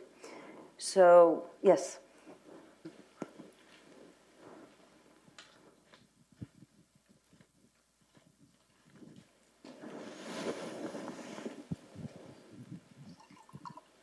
Thank you very much to everyone who's spoken today. My name is Henry Shepard, and I have the pleasure of working at Solia with the people that you're seeing here today. I just want to speak a little bit to some of the points about technology and what's already happening in the world that we can't control. I've been really lucky to work on the fellowship at Solia, which is basically 100 co-catalysts who are already doing this work. They're a bit older than university students, and they're already on the ground from Morocco to Indonesia trying to make change in the scale that's around them. And I just want to say all of them know more about tech than I do. And all of them and everyone else here has 1,000 people that we know who, right now, all we know how to do is like a photograph. So on Facebook, you see a lot of the posters, the anti-Islam posters in the New York subway. There are a lot of people taking action to speak out against it. But we haven't managed to scale a substantive way to do that. Young people haven't found a way to actually coalesce around a movement that speaks out against hatred. I think you're seeing a lot of fragmented responses. And so what I would say about bringing in people who are more tech savvy and bringing in people who can really be co-catalysts so that we're not dictating a movement is to make people all over the world, and I'm not talking about every single person, I'm talking about the ones who are already doing it and need partners, and we're here to be partners with them. I think that finding a way to link up with them and really kind of jump on the same comet that they're trying to be on themselves is going to be a really powerful way to make sure that we're not doing something that just gets superseded the moment that someone invents a new way to crowdsource something or a new way to like a photograph or share a photograph for that matter. Thank you. So I think we have time for one more question. Go ahead. Back. Well, we'll take it. Hi, I'm Tanya. I'm with AFS Intercultural Programs, so I represent one of the physical exchange organizations. And I had a good fortune and honor of working with Global Nomads Group before that. So I guess I'm just wondering on the panel what all of you feel, or maybe one of you should respond about. Perhaps it would be good at the next convening if we have someone from the Fulbright or from AFS or someone who's from physical exchange to really show how we can work together in this hybrid approach, because we're talking about the converted, but there's a lot of people who will never really get on the bandwagon on virtual because I'm part of the physical now and I see that other world. So it's just really someone who's passionate about both is just trying to understand how we can marry better. Thank you. Tony, can I just jump in on that? I'll say something that I think will maybe be a little bit of a bomb at the end of this session. Hey, Andrew. Why not? Why not? End of this. Everybody says this is not a zero-sum game and that everyone can win and all of that. And the reality, having lived through the congressional budget cycle many times, is it is a zero-sum game. Or it's something close to a zero-sum game. And truthfully, ECA has weathered that storm as well as or better than any other entity in the federal government when it comes to keeping the budget at least flat or up over the last number of years. And that can't always be the case. But I think what we need to think about here, and this is partially because I really believe it and partially for the sake of being somewhat provocative within this community, goes back to what Shama was saying a little bit, which is, at the end of the day, in terms of our stewardship of U.S. taxpayer resources, we should not be beholden to any particular groups, any particular programs that we've grown attached to over time, but simply where can we have the most impact with those resources. And so I think the question becomes, how do we build that portfolio, right? I mean, we already have it spread over a number of things, but what in our portfolio does different things for us? When you look at sort of per capita costs per person impacted versus what are we actually getting in terms of the scale of that impact, we know these vary across all of our programs, but we need to not be shy about, as we should be with every item in our budget, about making sure that we're getting the most return on the investment for each of those. And so we know, for example, or I think a lot of people think, that in-person exchanges have higher impact, right? They stay with people for longer. That may indeed be true, but that's not actually the metric that matters most when you're looking at allocating money. What matters the most, and you have to balance this across a whole number of factors, is what impact are you getting per dollar spent? And so I think we need to be careful about that, because this goes back to the initial question about what role can we play. We may have modest resources, but the reality is we have committed to this, and you've seen tremendous growth in this field even over the last 4 years that I've been in the government, and I know before that. The question is, where can we invest those in the smartest way? And so I think it's not really a question of physical versus not, whether they complement or not. It's a question of, with limited resources, what we do that can invest that money in the highest impact way. And I think that does go back to the question of evaluation of the impact. It goes back to the question, honestly, of having an honest debate in this city with Capitol Hill about where these programs can truly have impact, and being able to truly assert that to the Hill and have facts to back it up. And I know that should hopefully cause some sort of an arms race inside the Beltway community for everyone trying to prove the impact of their programs, and that's great. We would all love to see that. But that's our perspective, and I think on that we may even disagree with ECA in some places, but I think we broadly agree on that concept about what we're there to do, and that catalytic role is not just in where we come down on that debate, but how those investments, back to Tony's point, can jumpstart this whole sort of industry to get people involved regardless of who they are and where they are. And the last thing, just to throw the other bomb, is thinking about where this fits in with the broader set of national security priorities. And so we go back to Shamal's point about, let's not let this be confused with every other virtual thing we're doing. And the way our budget works, it's not. But the way our time works, in terms of that being zero-sum, we do need to recognize that this competes with a whole host of other things. So if we are, to Tony's point, looking for public-private partnerships that have impact, we can't go with 1,000 different proposals to Intel. And so then the question becomes, where does cross-cultural education and exchange stack up against direct STEM education provision and these other sorts of online interactive programs where people can be getting degrees and building harder skills that might help them in their own labor forces? Again, these are not necessarily mutually exclusive, but it's helpful to take the perspective, not just within this room, that we're juggling a number of competing priorities, and what we need the help on is people coming and helping us to understand where those trade-offs truly are, because we are going to the Intels of the world and not just saying, hey, we'd like to set up a platform that enables people to talk to each other.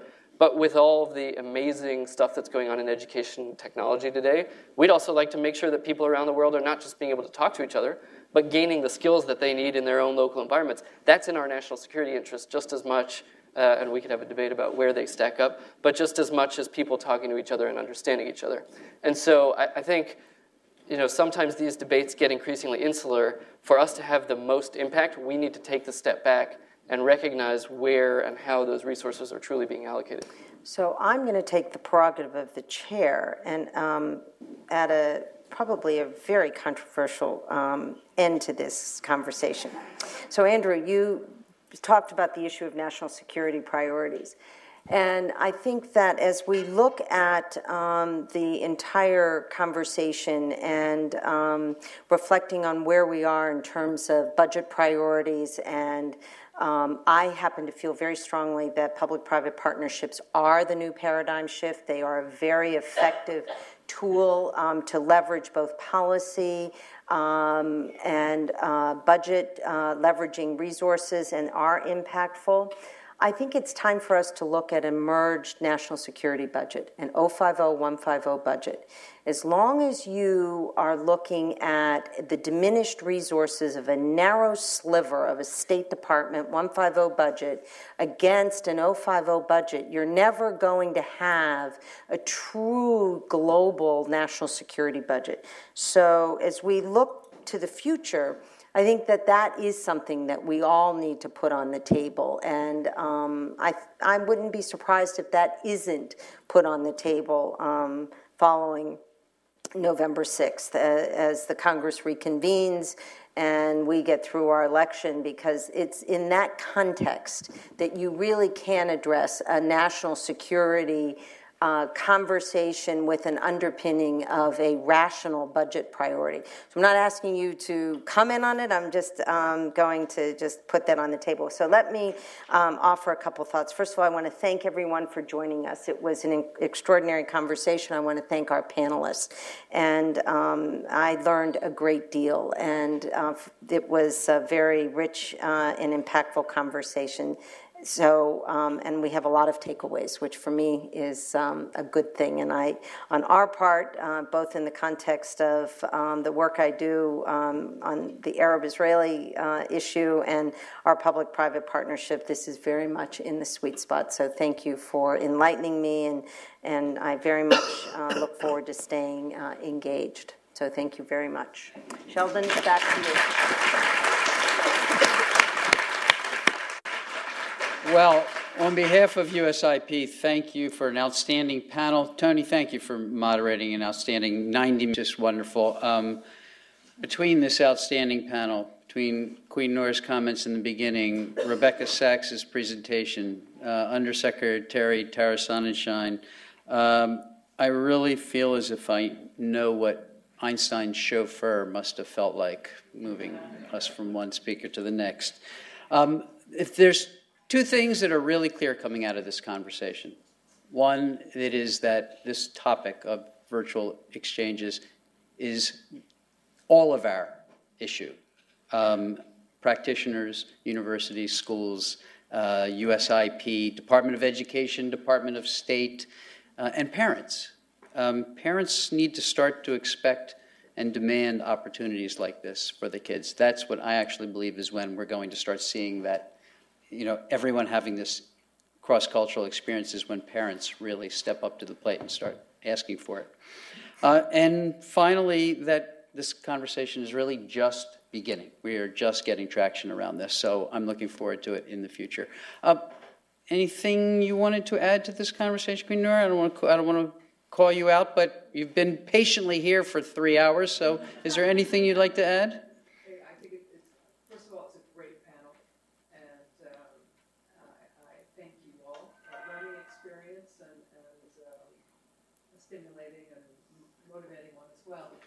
One tiny point, because I think it's a long afternoon. I would just recommend for the next meeting that perhaps you have expand the diversity of the partners of this, so you bring in perhaps some of people representing what may be going on in other cultural and regional areas. I don't think that what is happening here, which is phenomenal, is unique to what is being thought about throughout the world, and you all represent networks of people around the world, so you've incorporated that in your discussions, but I think it would be great to have some voices, and our friend in Egypt was extraordinary, but to have some brainstorming, some other voices representing. Well said. So for those of you who could not hear, the Queen Nora was suggesting next time we have this conversation, we need to expand the circle, especially internationally, if I'm reading you correctly, especially internationally, because this is a good start, but there's a lot of people with a lot of interest in helping to move this conversation forward. Thank you. There is a reception outside sponsored by the Exchange 2.0 Coalition, so please join us there, and thank you all again.